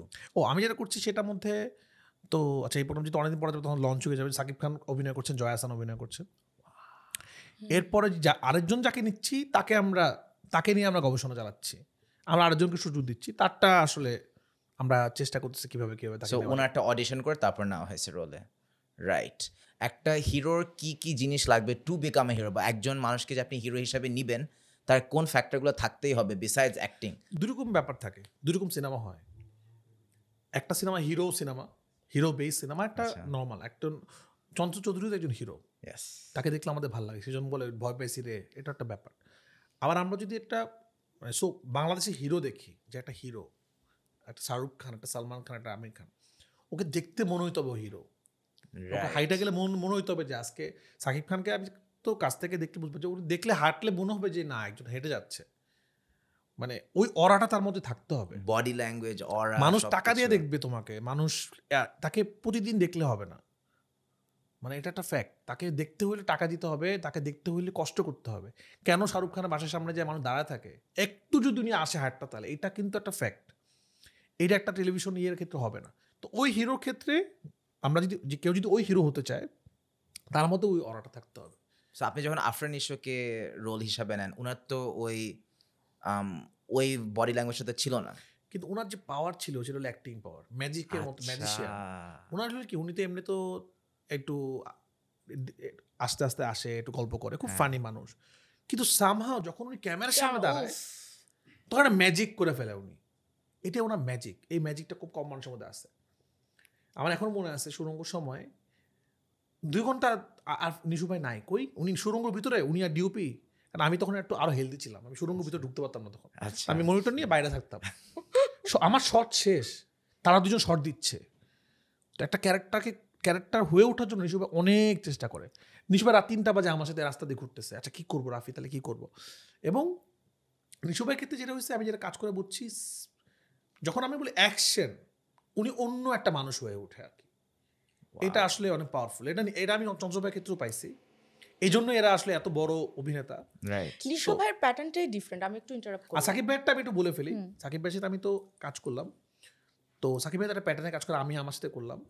Shakib ভাই তুফান করার পর আমি সারপ্রাইজ হয়ে গেছি আসলে, কারণ আমি অনেক সিনকে ইনস্ট্যান্ট লিখি, রাইট, হঠাৎ করে আমার মনে হয় যে আমি সিনটা করব, আমি ইনস্ট্যান্ট ইম্প্রোভাইজ করি। উনি ইনস্ট্যান্ট যে জিনিসগুলো করতেছে, আমি তখন বুঝলাম যারা আসলে বড় হয় তাদের আসলে যোগ্যতা থাকে, রাইট, এটা ম্যাজিক না থাকলে কেউ আসলে এটা করতে পারে না, রাইট। এবং সাকিব খান দেখছি, সাকিব খান পুরো নিশু ভাইয়ের সাথে, নিশু ভাই একটু হই হুল্লা করে ছিল, সাকিব ভাই চুপ, সেটা আসে ডিরেক্টরকে জিজ্ঞেস করে কী করবো, 1 সেকেন্ডে ঘটায় দিচ্ছে জিনিসটা। ওয়াও। একটা মানুষ দুষ্টু কোকিলের মতো নাচতে পারতেছে, একটা মানুষ ওয়ান টেক ফাইটও করতে পারতেছে, আবার অভিনয় করতে পারতেছে। তো আমি খুবই লাকি, আমি বাংলাদেশের অনেক বড় বড় অভিনেতা অভিনেত্রীর সাথে কাজ করতে পারছি। আমারও শেখার আছে অনেক কিছু, আমি ওর সাথে কাজ করে অনেক কিছু শিখতে পারছি, যাচ্ছে এইভাবে এইভাবে এই ক্যারেক্টারটা এইভাবে করতেছে। আমি চঞ্চলবার সাথে কাজ করে শিখছি, আমি নিশুবার সাথে কাজ করে শিখছি, আমি সাকিব ভাইয়ের কাছ থেকে অনেক কিছু শিখছি যে একটা স্টারকে আসলে কীরকম হতে হয়। আমি সিয়ামের কাছ থেকে আমার কিছু শিখছি যে একটা মানুষ কত রকম ডেডিকেটেড হতে পারে। সিয়াম যেরকম জান দিয়ে দেয়, মানে একটা রুমের থেকে 2 ঘন্টা বেরোয় না, ওই ক্যারেক্টার মধ্যে থাকে। রাজ যেরকম পাগল, পরাণের যে রাজ, ওকে যদি বলা হয় ছাদ থেকে লাভ দিতে হবে, ছাদ থেকে লাভ দিয়ে দেবো, চিন্তা করবে না মরবো না বাঁচবো, ওকে বললে হোক ছাদ থেকে লাভ দিয়ে দেবে। মানে এরকম আমাদের বাংলাদেশে আসলে অভিনেতা অভিনেত্রীরা আসলে তারা অনেক ট্রাই করে। আমাদের সিনেমা হল কম, কিন্তু আমরা যারা কিনা সিনেমা সমালোচনা করি তারা বুঝি না যে একটা সময় ছিল যখন সোনালী যুগ ছিল, রাজ্জাকের যুগ ছিল, শাবানা আপার যুগ ছিল, তখন কি ছিল, তখন 1200, 1300, 1400 সিনেমা হল ছিল, 2000 সিনেমা হল ছিল, এবং সবগুলো ভালো ভালো হল ছিল, সবাই যাইতো। মফস্বল আমার বাবার নাম শুনছি সিনেমা দেখতে যাইতো। এখন তো মানুষ যায় না, এখন অল্প সিনেমা হলের মধ্যে আমরা ট্রাই করতেছি ওই জায়গাটাতে নিয়ে যাওয়ার জন্য। তা আমাদের সবাইকে সাপোর্ট করতে হবে আসলে আমাদের, তাহলে আমাদের ইন্ডাস্ট্রিটা আগাবে। আপু, আপনি সুরঙ্গতে I think one of the best acting performances I have ever seen. কারণ আমি সিডনিতে ছিলাম, আমার মনে আছে যে আপনি যে রোলটা প্লে করেছেন, আপনি যে ধরনের সিনে এত পারফেক্টলি এঙ্গেজ করছেন, যেগুলো অনেকে ধরবে সেন্সিটিভ বা অনেকে ধরবে যে ওই ইমোশনটা বের করা টাফ। আপনার যখন, আপনার স্পয়লার হয়ে যাবে না কিনা যারা সুরঙ্গ এখনও have not seen it, but কয়েকটা সিন আছে যেখানে আপনি ভিলেন রোলটা এত সুন্দরভাবে প্লে করছেন যে আই রিমেম্বার মানুষজন কাঁদতেছিল, মানুষজন রেগে ফায়ার, বাট দ্যাট ইজ আপনার আবার ওর কথা বিশ্বাস করিস না, ওর কথা বিশ্বাস করিস না, এরকম kinda. Exactly that. So what was it like working on such a sensitive role ওই দিন?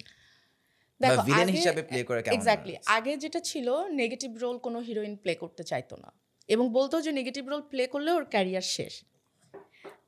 আমি যখন সুরঙ্গর গল্প শুনছি, আমি একটা বারও আমার মাথায় আসে নাই যে এটা একটা নেগেটিভ ক্যারেক্টার এবং এটা প্লে করার পরে আমার ক্যারিয়ার রিস্কে। আমি জাস্ট ভাবছি যে ময়না, যে আমি যেটা বললাম যে ময়না যে মেয়েটা, ওর মধ্যে লোভ জিনিসটা বেশি, কিন্তু আমি কি বলতে পারবো যে আমার মধ্যে লোভ নাই, তোমার মধ্যে লোভ নাই, ওর মধ্যে লোভ নাই, বাট ওর মধ্যে না বেশি। টাকা চায় না কে, একটা মানুষ দেখাও, ও একটু বেশি চায়, ওর সব কিছু একটু বেশি বেশি। বাট তুমি যদি ওই ক্যারেক্টারটা দেখো, মেয়েটা কিন্তু ইনোসেন্ট। যখন ওর সামনে অনেক টাকা, ও বলছে চলো টাকাগুলো আমরা আবার ব্যাংকে রেখে আসি, মানে ও কিন্তু অত চিন্তা করে না, আচ্ছা আপনি নিবেন না টাকা, আচ্ছা থাক নিয়েন না, মানে বিষয়টা এরকম। মানে কারণ হলো ও লাইফে এত বেশি মানে থাকে না, কি হয় যখন একটা মানুষ অনেক বেশি অভাবে থাকে তার স্বভাবটাই আগে নষ্ট হয়। তো ময়নার অভাবে স্বভাবটা নষ্ট হয়েছে। সো আই ওয়াজ প্লেইং ময়না, এবং ময়না এরকম আশেপাশে প্রচুর মেয়ে আছে, বিশ্বাস করো। সো মানুষ হচ্ছে সিনেমা হলে, আই রিমেম্বার আপনি যখন অ্যাক্টিং করতেছেন গালি দিতেছে যে, বাট দ্যাট শোজ যে আপনি রোলটা এত সুন্দরভাবে নিয়ে নিছেন, অ্যান্ড ইউ আর সেইং যে এটা অনেকবার একটা, ওয়াজ ইট এ ভেরি বিগ রিস্ক? কারণ একবার নেগেটিভ রোল খেললে তো আবার অডিয়েন্স যদি আপনাকে ভিলেন হিসাবে নিয়ে নেয় পার্মানেন্টলি, তখন তো অনেকবার একটা রিস্ক হয়ে যায়, তাই না? আমার কাছে মনে হয় না, কারণ ওই যে বললাম না, এখানে কি ওয়াজ ইট আ থিং যে ভাইয়ের উপর ফুল ট্রাস্ট ছিল? না, আমার কাছে, আমি একটু এখানে ইন্টারভিউ করি, আমার কাছে মনে হয় মানুষ এখন, একটা সময় ছিল এটা, এখন মানুষ অনেক স্মার্ট হয়ে গেছে। এখন একটা শাহরুখ খান ডনও করে, ধুমো করতেছে আমির খান, সে আমির খান আবার 3 Idiots করতেছে। তো এখন মানুষ বুঝে যে এটা অ্যাক্টিং বা এটা। বাট নিঃস্ব ভাই যেমন আগে ভিলেন রোল প্লে করেছে, আমি যদি শাকিব খান যদি full on villain role play করে, তুফান শাকিব খান ভিলেনই ছিল না, কাইন্ড অফ, তো এটা তো হিরো ক্যারেক্টার না, অ্যান্টি হিরো, হ্যাঁ, তো আলটিমেটলি অ্যান্টি হিরোই তো ছিল, রাইট। তো উনাকে উনি নিজেই মারতেছে, এরকম একটা ঘটনা ছিল। তো এটা আমাদের এই যুগে এসে পুষ্পা কি আসলে Right. পুষ্পা চোর। কেজিএফ কি, Right. এনিমেল কি আসলে। তো এখন আমার মনে হয় যে মানুষ এখন, একটা সময় ছিল কিন্তু যে হিরোরা চাইতো না যে এমন কিছু করবো যেটা নেগেটিভ, কিন্তু এখন আসলে ওই জায়গাটার মধ্যে নাই, এখন চেঞ্জ হয়েছে এটা এখন। হ্যাঁ, এই জিনিসগুলো চেঞ্জ হয়ে গেছে। আর আরেকটা জিনিস আমি অনেক আগে বলতে চাইছিলাম, তোমাদের টপিকের মাঝখানে আমার মনে হচ্ছে যে রাফি, তুমি যখন বলছিলে যে হিরো জিনিসটা কি, দেখো আমরা আমি নিশো ভাই আর সাকিব ভাইকে নিয়ে জাস্ট একটু করতেছি। নিশো ভাই সাথে আমার ব্যাক টু ব্যাক 2টা ফিল্ম করা, নিশো ভাইয়ের বড় পর্দার 2টা ফিল্ম, এবং আমি সো লাকি যে সেই 2টা ফিল্মে আমি তার সাথে তার এই যাত্রার সঙ্গী হতে পারছি। নিশো ভাই আসলে কি হতে চায় এটা অনেক ইম্পর্ট্যান্ট। নিশো ভাই এখন পর্যন্ত আমার মনে হয়েছে যে সে সাধারণ মানুষের গল্প বলতে চায়, সাধারণ মানুষের পর্যন্ত পৌঁছে যেতে চায়। নিশো ভাইয়ের শুটিং সেটে কোনো হাঙ্কি পাঙ্কি ধুমফুং এগুলো নাই, মানে তাকে 5 স্টার হোটেলে থাকতে হবে, তাকে সে যখন বের হবে পারফিউমের স্মেলে তোমরা এইভাবে তাকাবা, ও মাই গড একটা হিরো বের হয়েছে, খুব ওয়েল ড্রেস আপ, দেখতে খুব তো এটা না নিশো ভাই। উনি একজন সাধারণ লোকের মতো একদম, বিকজ অফ সে এখন যে ক্যারেক্টারগুলো তুমি দেখবা, যে আমার মনে হয় না নিশো ভাইয়ের মতন, নিশো ভাই যেরকম মাটির ক্যারেক্টারগুলো প্লে করতে পারে, তাকে বিট করার মতন কোনো মানে অ্যাক্টর এখন আছে এই ধরনের ক্যারেক্টার, এই ধরনের ক্যারেক্টার। সে কি অফ ক্যামেরা একদম সেম টাইপের ওয়েতে অ্যাক্ট করে, always very down to earth. একদম। এখন আমি জানি না যখন তুফানের মতন একটা ফিল্ম নিশো ভাই করবে তখন সে কেমন করবে, বাট আমি এইটা জানি যে তুফানের টাইপের ক্যারেক্টার বা তাণ্ডব টাইপের ক্যারেক্টার এইটা সাকিব খান ছাড়া নাই। তো আমরা সাকিব ভাইকে এটা দেখছি। এখন এই আমার কাছে মনে হয় এখন দেখার বিষয়, সাকিব খান যদি সুরঙ্গ করে কেমন লাগবে, এবং সুরঙ্গর নিশো ভাই যদি তাণ্ডব করে কেমন লাগবে। এই সুইচিংটা খুব জরুরি, এবং এই সুইচিংটা দেখার জন্য আমি অডিয়েন্স হিসেবে বসে আছি। Yes, ভাই will hopefully make it happen. আচ্ছা, আরেকটা হচ্ছে কয়েকদিন আগে আমি অনেক মজার একটা সিরিজ দেখি। আমি হচ্ছে একজন যে নার্কোসের খুবই বড় ফ্যান, এবং যখন শুনি যে একটা ট্রেলার দেখলাম showed up on my YouTube feed, মারাত্মক মনে হয়েছে। That is black money. Black money হচ্ছে আমার মনে হয় যে প্রত্যেকটা ইয়াং বাংলাদেশি ছেলের ড্রিম, যে বাংলাদেশে আমরা একটা সিরিজ দেখবে, কোন ভাইয়ার ব্রট দ্যাট ইন। ব্ল্যাক মানি সবচেয়ে ফান পার্ট হচ্ছে এক একটা ভিলেন যে ছিল, আই থিঙ্ক কয়েকটা ভিলেন ছিল ওখানে। ভিলেনের কেসটা খুবই ইন্টারেস্টিং, এবং এখানে আসা হচ্ছে হাউ ডু ইউ নো যে what is the best person to play a villain role in a film বা in an OTT film? না ওরকম না, বাট আমি ব্ল্যাক মানির মধ্যে একটু ইয়েটা বলতে চাই, সেটা হলো যে আমি কেন ব্ল্যাক মানে, আমার যারা কিছু অডিয়েন্স আছে তারা খুবই পছন্দ করছে ব্ল্যাক মানি, কিছু অডিয়েন্স বলছে রাফি ভাই আপনি একটু সিরিয়াস কাজই ভালো লাগে আমার, এগুলো এত ফান করতে গেলেন কেন, এটা দরকার ছিল না। কিন্তু আমার কাছে মনে হচ্ছে একটা ডিরেক্টরের সব কিছুই বানানো দরকার। কারণ আমি এখানে অনেক কিছু করছি, আমি তো ওটিটিতে প্র্যাকটিসের মতো করি ওয়ার্ল্ড কাপ খেলার জন্য। সিনেমাটা আমার কাছে ওয়ার্ল্ড কাপ, ওটিটি আমার কাছে ওয়ার্ল্ড কাপের আগে যে ছোটো ছোটো টুর্নামেন্টগুলো হয় সেটা। তো এই টুর্নামেন্টে আমি ভালো করলে আমি আসলে ওয়ার্ল্ড কাপে আরও ভালো খেলবো, কারণ এই অডিয়েন্সগুলো আমাকে নিতে হবে। আমি জানি ব্ল্যাক মানি দিয়ে আমি এমন একটা অডিয়েন্সের কাছে পৌঁছেছি যারা বাংলা কন্টেন্ট একদমই দেখে না, এবং তারা এত কিছু দেখতে চায় না, তাদের কাছে এত গল্প তারা জীবনে দেখে ফেলছে। আপনার হলিউড সিনেমাতে কয়টাতে অনেক আহামরি গল্প আছে, ওরা দেখে মেকিং, ওরা দেখে ফান, ও কি এনজয় করতেছে কিনা, মোমেন্টটা এনজয় করতেছে সেটা ইম্পর্টেন্ট। আর আমার কাছে মনে হচ্ছে আমরা বাংলা ভিলেন নিয়ে আমরা একটা কাজ করি, যেমন আমার একটা ব্ল্যাক মানি একটা প্ল্যান আছে, প্রতিটা ভিলেন নিয়ে আমি আলাদা আলাদা গল্প সিরিজ বানাবো। আচ্ছা, স্পিন অফ সিরিজ। হ্যাঁ, এত কাজ করবেন কিভাবে? জানি না, এত গল্প মাথা কাজ করতে পারে বাবা। আচ্ছা, যখন আপনি ভিলেন নিতেছেন, আমার জীবনে মানে আসলে সিনেমা ছাড়া কিছু নাই তো, মানে আমি এখনো জানি আমি 2027 সালে কি সিনেমা বানাবো। আমার তুফান 2 গল্প এখন রেডি, তা আমি জানি যে তোমার এরকম অনেক গল্প শুনতে যেগুলো আমার সব রেডি, আমি বানাইনি এখনো। এবং আমি আরেকটা কথা বলতে চাই, আমি আমার বেস্ট জিনিস এখনো বানাইনি। আমাকে যদি আল্লাহ হায়াত দাস করে ইনশাল্লাহ বানাবো, যদি আমি পারি বানাতে, আমার সক্ষমতা থাকে ইনশাল্লাহ করব। যখন আপনি একটা ভিলেন রোলের জন্য চুজ করেন, ওদের কি থাকতে হবে? আমার একটা থাকলেই হয় যে ভালো অ্যাক্টর, ওকে দিয়ে সব ধরনের ক্যারেক্টার প্লে করা। আমি যেটা করাই, যেমন আমি এবার একটা ক্যারেক্টার ছিল, ওই যে চেয়ারম্যানের ক্যারেক্টার ছিল একটা, যে দিঘির বাবা যে ক্যারেক্টারটা প্লে করছে, দুর্দান্ত। দিঘির বাবা বললে মানুষ ওনাকে ইয়েতে চিনে। বাংলাদেশের যে কোনো ভদ্র মহিলার অনেক চ্যালেঞ্জেস ফেস করতে হয়, এবং মিডিয়া ইন্ডাস্ট্রির ক্ষেত্রে যদি বলি 10টা ছেলে একটা মেয়ে, and that's the distribution that পিসি। একজন মেয়ে হিসাবে ইন্ডাস্ট্রিতে গ্রো করা খুবই ডিফিকাল্ট, এবং অনেক চ্যালেঞ্জেস ফেস করে আসতে হয়। আপনার 15 ইয়ার্সের ক্যারিয়ার, আই এম শিওর এমন অনেক চ্যালেঞ্জেস ছিল। Can you tell us more about them? এখন দেখো, আমরা খুব সহজে বলে দিই না না না না না আমাকে কোনো কিছু ফেস করতে হয়নি, আমার রাস্তা খুব স্মুথ ছিল, আমি এটা আসছি মিথ্যা নায়িকা কথা। হয়ে গেছি, হ্যাঁ আমার কেউ কোনোদিন আমাকে কোনো কথা বলার সাহসই পায় না, বুলশিট। মানে যদি এরকম কথা কেউ বলে, যত বড় সুন্দরী হোক, যত বড় অভিনেত্রী হোক, বা যত ভালো ফ্যামিলি ব্যাকগ্রাউন্ড হোক, বা নিজে যত স্ট্রং হোক, তাকে এটা ফেস করতে হবে। It's not about our media. একটা কর্পোরেট লেডি, একটা টিচার, একটা হাউস ওয়াইফ, ইভেন হাউস ওয়াইফও তোমার যে সেফ তার ফ্যামিলিতে, বা সে তার ফ্যামিলির তার কাজিনস থেকে, চাচা থেকে, বা তার শ্বশুরবাড়ির লোকজন থেকে সে যে কোনো বাজে প্রস্তাব পাচ্ছে না, বা বাজেভাবে তার দিকে কেউ তাকাচ্ছে না, এটা যদি বলে এটা মিথ্যা কথা। তো এটা হয়, মেয়েদের এটা হয়, সেটা তুমি চাইল্ডহুড অ্যাবিউজ বলো, সেটা বড় বয়সে এসে বলো, বুড়া বয়সে বলো, এটা হয়। এখন মানে যেহেতু আমরা এমন একটা ইন্ডাস্ট্রি যেটা গ্ল্যামারাস, যেখানে তুমি এত সুন্দর করে সেজে গুজে নিজেকে প্রেজেন্ট করতেছে, এবং তোমার একটা সেটের মধ্যে কয়টা মেয়ে কাজ করে, ধরো আমাদের 100 জনের একটা ইউনিট একটা ফিল্মের, এর মধ্যে মেয়ে কয়জন হতে পারে? এখন যেমন মেকআপে একটা দুইটা মেয়ে বাড়ছে। আসছে, হ্যাঁ। এখন কস্টিউমে মেয়ে আসছে, এখন এডি হিসেবে মেয়েরা কাজ করতেছে, তো গুণেও তুমি 10 জনের বেশি তুমি পাবা না, আর 90 জন ছেলে। তখন কি আপনি সেটে সেফ ফিল করেন? সেটা অলওয়েজ সেফ বিকজ অফ মানে ডিরেক্টর বা যারা থাকে, তুমি সেইটে তুমি হাইয়েস্ট রেসপেক্ট পাচ্ছ। কিন্তু ওই সেট পর্যন্ত যাওয়ার আগে তো একটা লম্বা জার্নি থাকে, একটা মুভিতে অ্যাড হওয়া, সেই মুভিতে কাজ করা, নট অনলি দ্যাট মুভি, পুরো ইন্ডাস্ট্রিতেই এই জার্নিটা খুব কঠিন। এই জার্নিটাতে তোমাকে অনেক কিছু ফেস করতে হবে।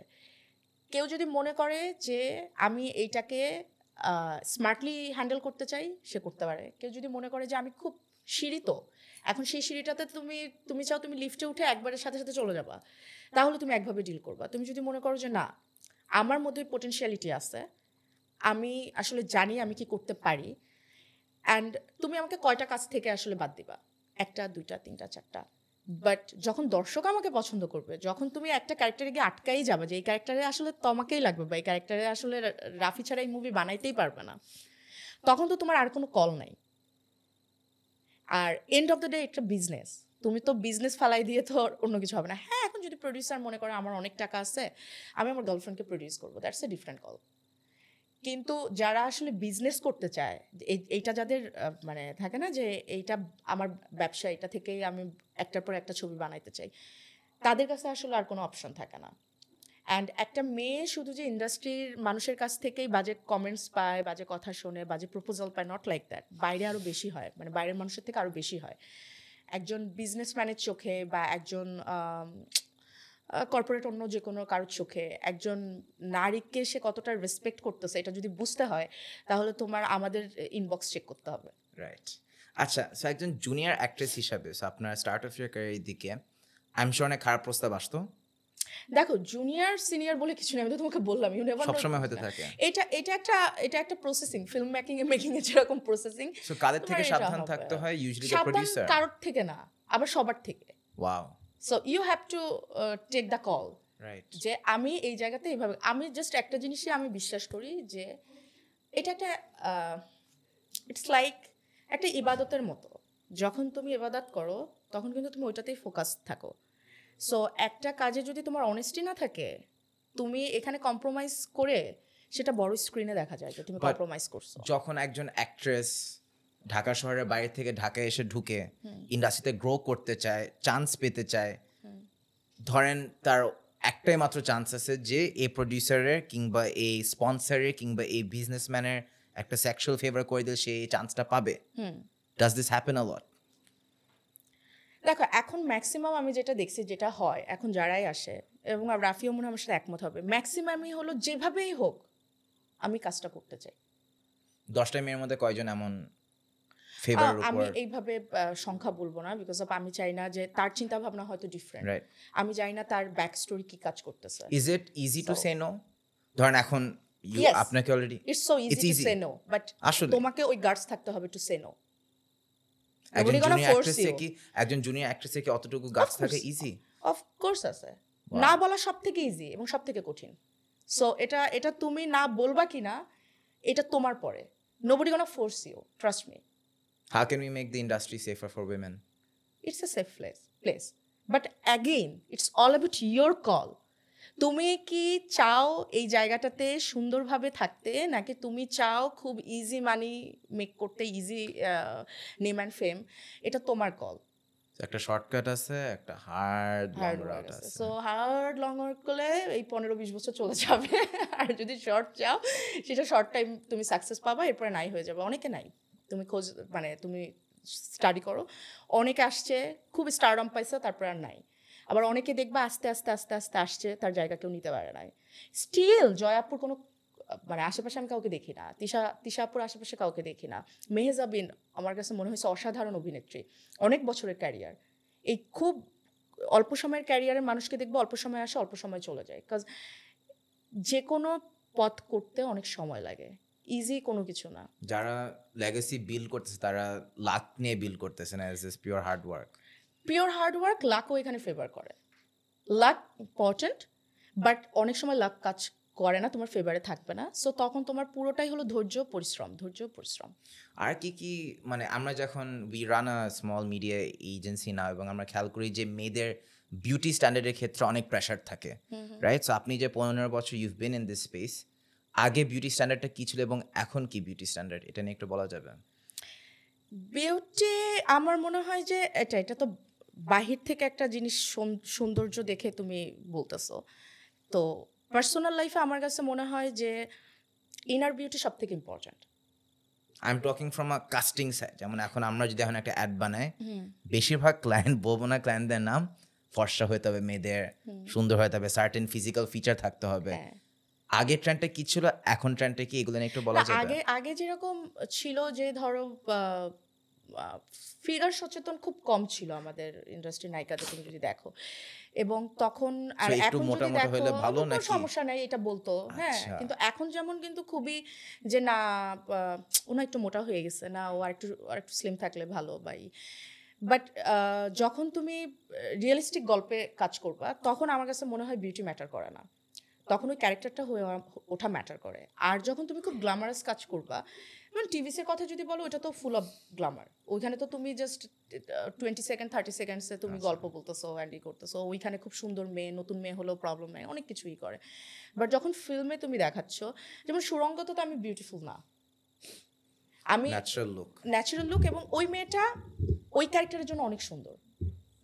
এখন আমাকে যেমন অনেকে দেখে বলে কি তোমাকে ওখানে ভালো লাগে না, তোমাকে তো সামনাসামনি ভালো লাগে, কিন্তু যখন ওরা ময়নাকে দেখছে তখন কিন্তু ওরা ময়নাকেই বিউটিফুল বলছে।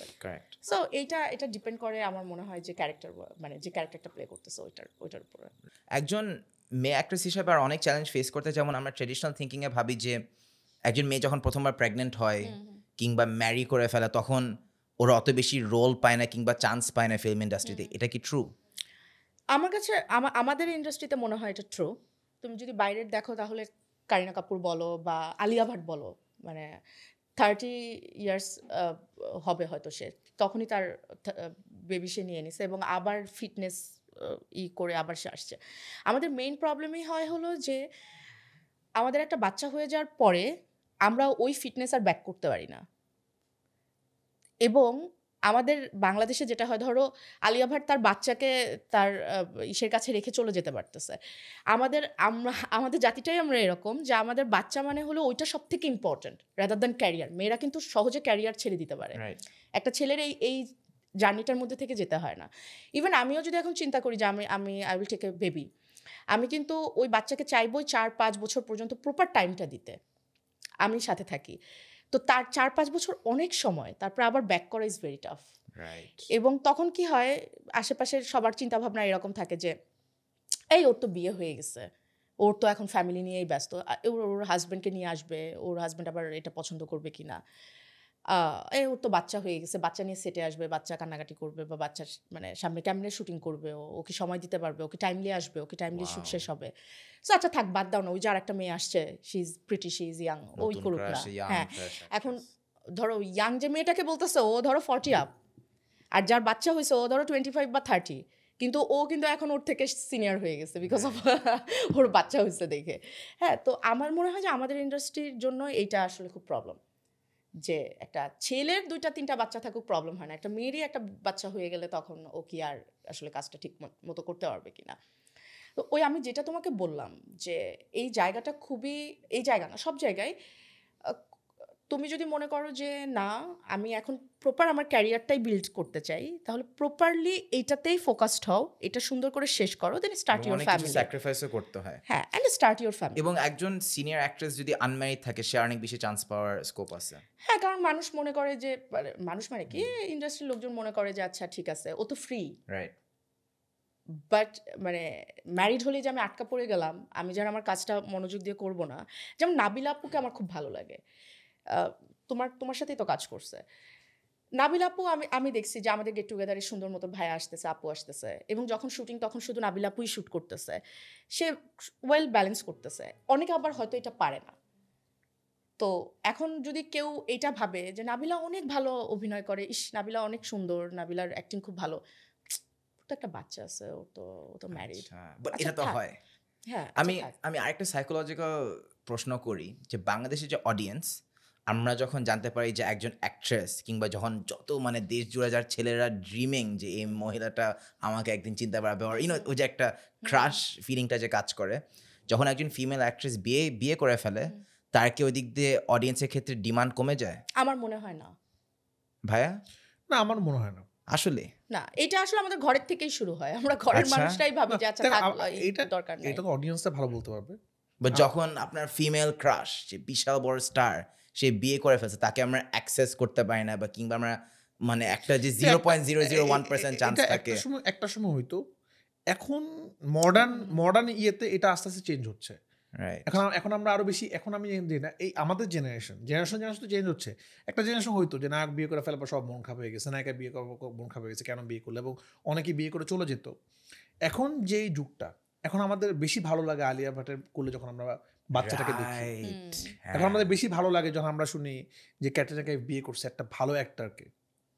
এটা আমাদের দেখতে, এখন আমাদের শাহরুখ খানের ছেলেকে দেখতে ভালো লাগে, শাহবাজ ছেলে। অডিয়েন্সের সাইকোলজি একটু হলেও চেঞ্জ হচ্ছে। এটা একটা সময় চেঞ্জ ছিল, একটা সময় এটা ধারণা ছিল না। আমি এটা বলি What about বাংলাদেশ?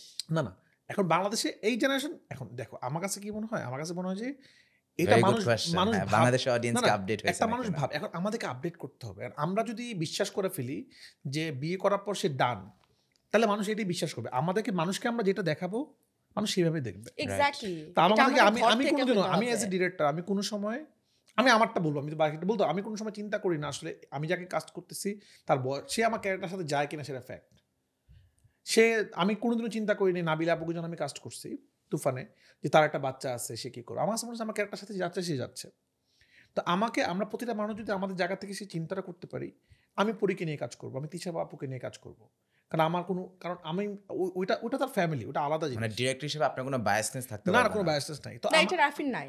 আমার কাছে অনেকের আগে আমাকে বিশ্বাস করতে হবে আমারটা, এবং আমি যেটা বিশ্বাস করবো। আর আমার কাছে মনে হয় এখন অডিয়েন্সের চিন্তাধারা চেঞ্জ হচ্ছে, বাকিটা আমাদেরকে করতে হবে। একটা মানুষ কখন হারায় যায়, যখন ইন্ডাস্ট্রি তাকে আস্তে করে সাইড কাটা যায়। অডিয়েন্স কিন্তু কাউকে বলে না ও নাই। একটা মানুষ আস্তে কাজ অফ করে তো মানুষকে ভুলে যায়। তো আমাদের দায়িত্ব কি, যারা আমাদের মধ্যে ট্যালেন্টেড অভিনেতা তারা যেন না হারাইতে দেয়, আমরা তাকে ধরে রাখতে হবে। আমাদের সবার এটা কাজ। একজন ডিরেক্টর হিসাবে অনেক চ্যালেঞ্জ ফেস করতে হয়, শুধুমাত্র যে ডিরেক্টর হিসাবে স্কিল থাকতে হবে মানে দ্যাটস নট অনলি ইট, অনেক চ্যালেঞ্জ ফেস করতে হয়। এবং আমার কাছে মনে হয় যে ফাইন্যান্সিং অনেক বড় একটা চ্যালেঞ্জ হয়ে আসে। একটা ফিল্ম বানানো, আমরা অনেক ট্যালেন্টেড ডিরেক্টরদেরকে আস্ক করি, আচ্ছা আপনার নেক্সট ফিল্ম কবে আসতেছেন, বা আপনার এত সুন্দর একটা স্টোরি আছে, আপনি কেন এখনো দে আর নট মেকিং ইট ইয়ার। ওরা বলে যে ও বাজেট নাই, কিংবা ওই ফান্ডটা নাই। Is this a very big challenge for you? 100% খুব বড়। শুরুতে আমি শিওর অনেক বড় চ্যালেঞ্জ ছিল। এটা সবসময় অনেক চ্যালেঞ্জ। এটা কিভাবে ওভারকাম করা যায়, আমি ছোট করে যদি বলি, বিষয়টা খুবই সিম্পল। আমরা যত বেশি মানে যে এটাকে রিটার্ন ব্যাক করতে পারবে, তার এটা নিয়ে প্রবলেম হবে না। আর আমাদের বাংলাদেশ সিনেমা হলের অবস্থা খুব খারাপ। আমাদের বাংলাদেশে সিনেপ্লেক্স কম। মানে আমরা একটা মার্কেটিং সবসময় সিনেমার সময় করি যে তুফানের টিকিট নাই, এক সপ্তাহ টিকিট নাই, সুরঙ্গর এক সপ্তাহ টিকিট নাই। এটা পৃথিবীর কোথাও করে না। কারণ টিকিট না থাকবে না কেন? আমি সিনেমা দেখতে চাচ্ছি, আজকে সিনেমা দেখার দায়িত্ব হলের, কিন্তু আমাদের হল কম। তো কী হচ্ছে, হল যেখানে কম, টাকা রেভিনিউ কম আসতেছে। তো আমার দেখুন একটা তুফান গ্রস সেল করছে 54 কোটি টাকা, বাংলাদেশের হাইস্ট গ্রস সেলিং মুভি। 54 কোটি টাকা সেল করলে, টিকিট বিক্রি হলে আমাদের প্রডিউসার পাচ্ছে 13 কোটি টাকা। বাকি টাকাটা চলে যাচ্ছে বিভিন্ন রকমের ট্যাক্স, হলের এই সেই অনেক কিছুতে। তো আজকে যদি আমাদের 100টা হল থাকতো, আমাদের এই তুফান ব্যবসা করতে 100 কোটি টাকা। আজকে কেন আমরা ইন্ডিয়াতে 1,000 কোটি টাকা গল্প বলি, কারণ ওদের সিনেমা রিলিজ হয় 5,000 হলে, 10,000 হলে, আমাদের সিনেপ্লেক্স আছে মাত্র 27টা। তা আমাদের দেশটা ছোট তো। সো হলের সংখ্যা কি একসময় অনেক হল ছিল, তারপর একদম কমে হল গেছে, ছিল, কারণ না এখন একটা আমরা সময়- ইনক্রিজ করতেছি? এখন আস্তে আস্তে আমরা বাড়ানোর চেষ্টা করতেছি, কিন্তু এই বাড়বে কিভাবে?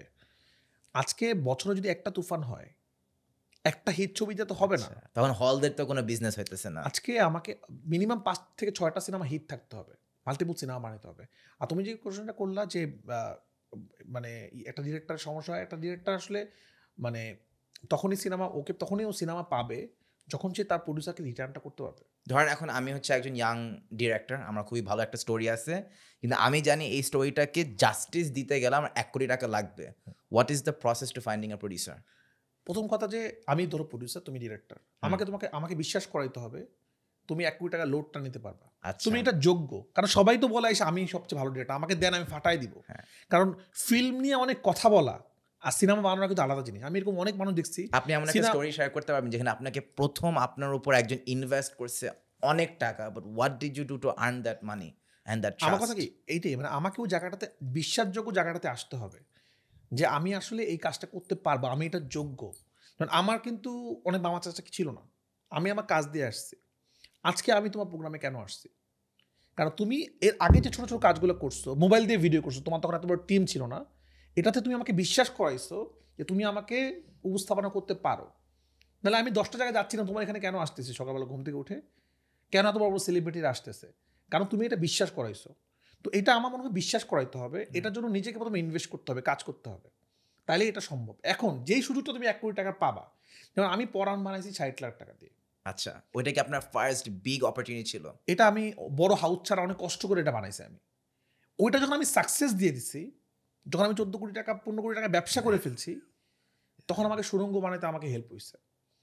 এখন আমার সাথে কথা বলতে গেলেই পরাণের যে রেমুনেশন সেটা লাগবে, যে টাকা দিয়ে পরাণ বানাইছি সেই টাকাটা এখন আমার টিমেরই টাকা বা আমার টাকা, কিন্তু আমি এটা অ্যাচিভ করছি, আস্তে আস্তে করে অ্যাচিভ করছি। হোয়াট অ্যাবাউট রায়হান এবং রাফির 5টা হিট ফিল্ম আছে, ব্যাক টু ব্যাক 2টা ফিল্ম চললো না, বাট স্টোরি ফাটাফাটি ছিল, সবকিছু ফাটাফাটি ছিল, বাট 2টা film back to back flop গেল।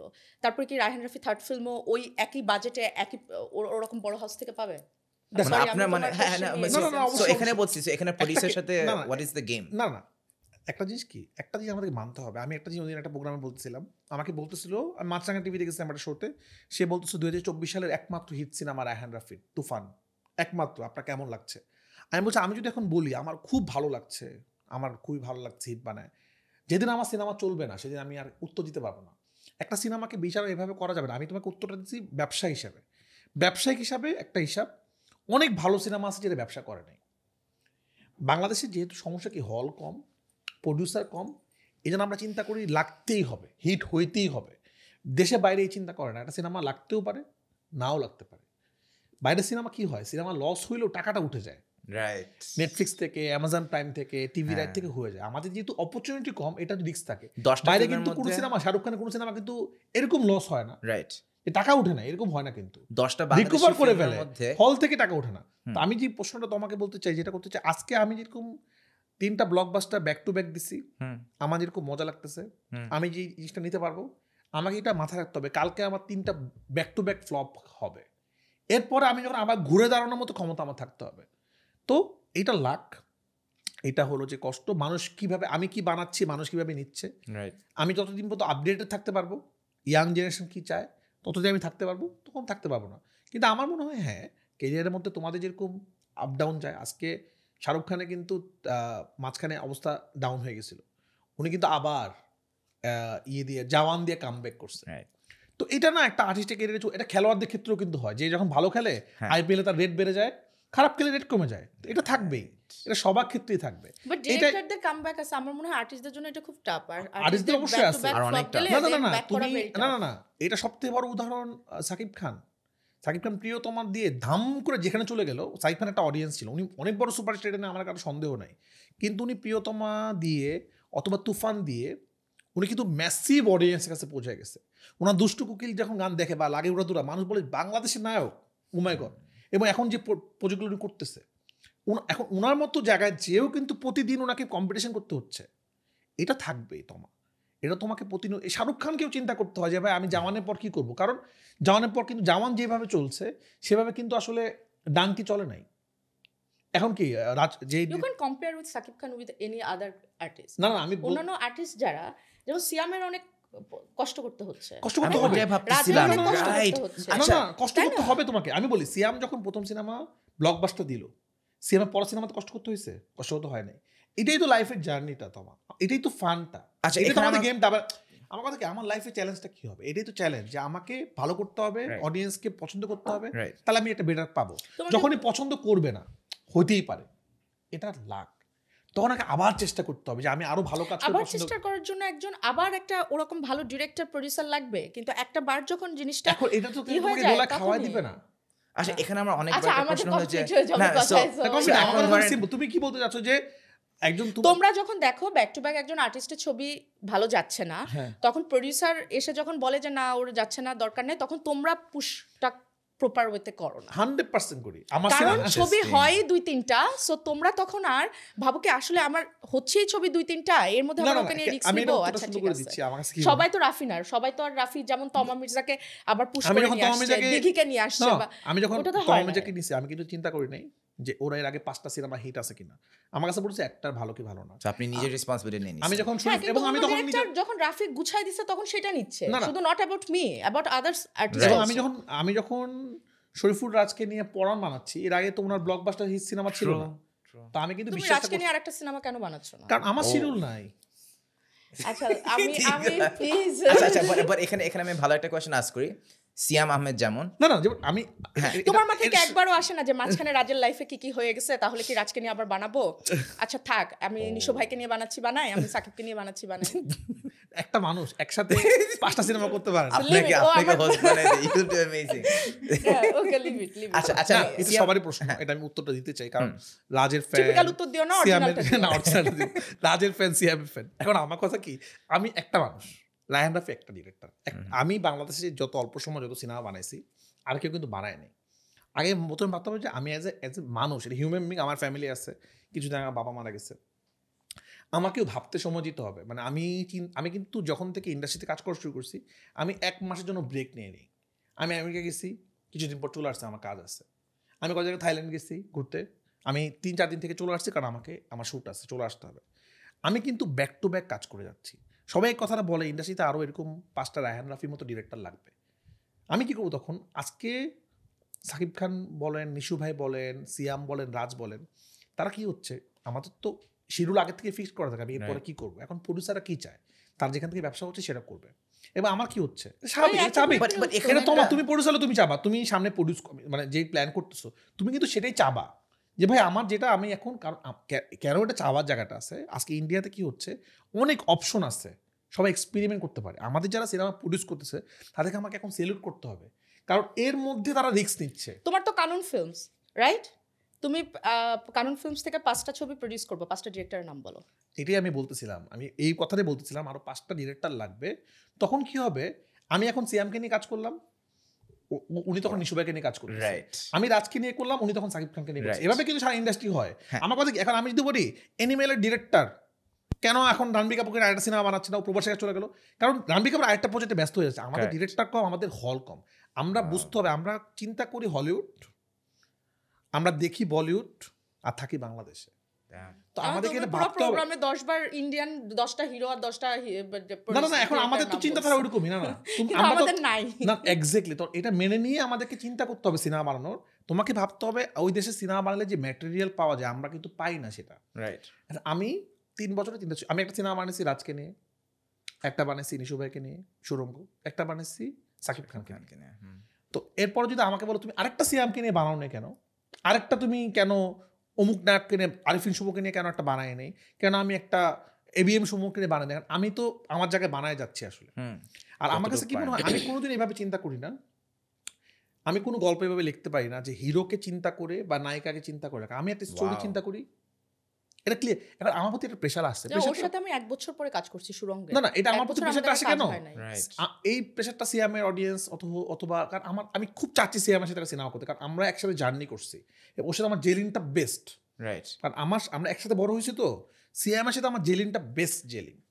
কিন্তু কি হচ্ছে, ম্যাচ করতে পারতেছি না, মানে আমার শিডিউল ম্যাচ করতে পারতেছি না যে আমি কোনটা, কারণ আমাকে তুফান 2 কমিটমেন্ট আমি করে ফেলছি, তুফান 2 আসছে, আমি যেখানে যাই তুফান 2 কবে আসবে, তো আমার ওরকম কিছু কমিটমেন্ট আগেই করা আছে অডিয়েন্সের কাছে, প্রডিউসারের কাছে, তো আমাকে শেষ করে আসতে হচ্ছে, এই কারণে দেরি হয়ে যাচ্ছে। কিন্তু আমি চাই এটা করতে, আমি তো এই কথাটা বললাম যে আমি কোনোদিনও কোনো স্ক্রিপ্ট এরকম লিখি না, এই এখন আমি তুফান 2 লিখলে আমাকে আগে তো ভাবতেই হবে, কারণ এটা সিকুয়েল, কিন্তু নতুন গল্প আমি যখন চিন্তা করি, আমি কোনোদিনই চিন্তা করি না অমুক, আমি আগে গল্পটা প্ল্যান করি, এবার আমি চিন্তা করি এই গল্প আসলে কে সেট হয়, রাইট। তা আমার মনে হয় যখনই আজকে তোমার সাথে এতদিন পর আমার কাজ হচ্ছে সামনে, আমাদের ডিরেক্টর, এরকম ডিরেক্টর অনেক ভালো ভালো ডিরেক্টর আছে, প্রপার সিনেমা বানায়, মানে প্রফেশনালি সিনেমা বানানো ডিরেক্টর কিছু মানুষ লাগবে, রাইট। ইভেন দেখো তাইলে আর আলফাই কারোর জন্য একটা ঝামেলা হবে প্রোডিউসার, একটা প্রোডাকশন হাউস, ওরাই এখন বানাচ্ছে, আর 5টা প্রোডাকশন হাউসের নাম বলো নাই, তো একটা Right. প্রোডাকশন হাউস কয়টা ফিল্ম বানাইতে পারে ইয়ারলি, যতই তার হিউজ ধরো ইনভেস্ট আছে, কিন্তু তারপরেও তো ওই ইনভেস্ট তো রান হচ্ছে, রাইট। তো ফিল্ম তো আর 1 কোটিতে হয় না, মিনিমাম 5 কোটির উপর থেকে একটা Right. ফিল্ম, এখনকার যে টাইপের হ্যাঁ, ফিল্ম নতুন তোমরা যে চাও, হ্যাঁ, blockbuster, তো একটা প্রোডিউসার যদি 5টা ফিল্মও করে বছরে, তো 5টা ফিল্মের মধ্যে ধরো রাফি তো আর 5টা বানাইতে পারবে না, তো তোমরা জানো যে বিজনেস এনে দিবে রাফি। তোমাদের আমি এই তো তোমার এই প্রশ্নটা তোমার প্রডিউসারকে করা উচিত যে কেন ওদেরকে নিয়ে সিনেমা বানাচ্ছে না।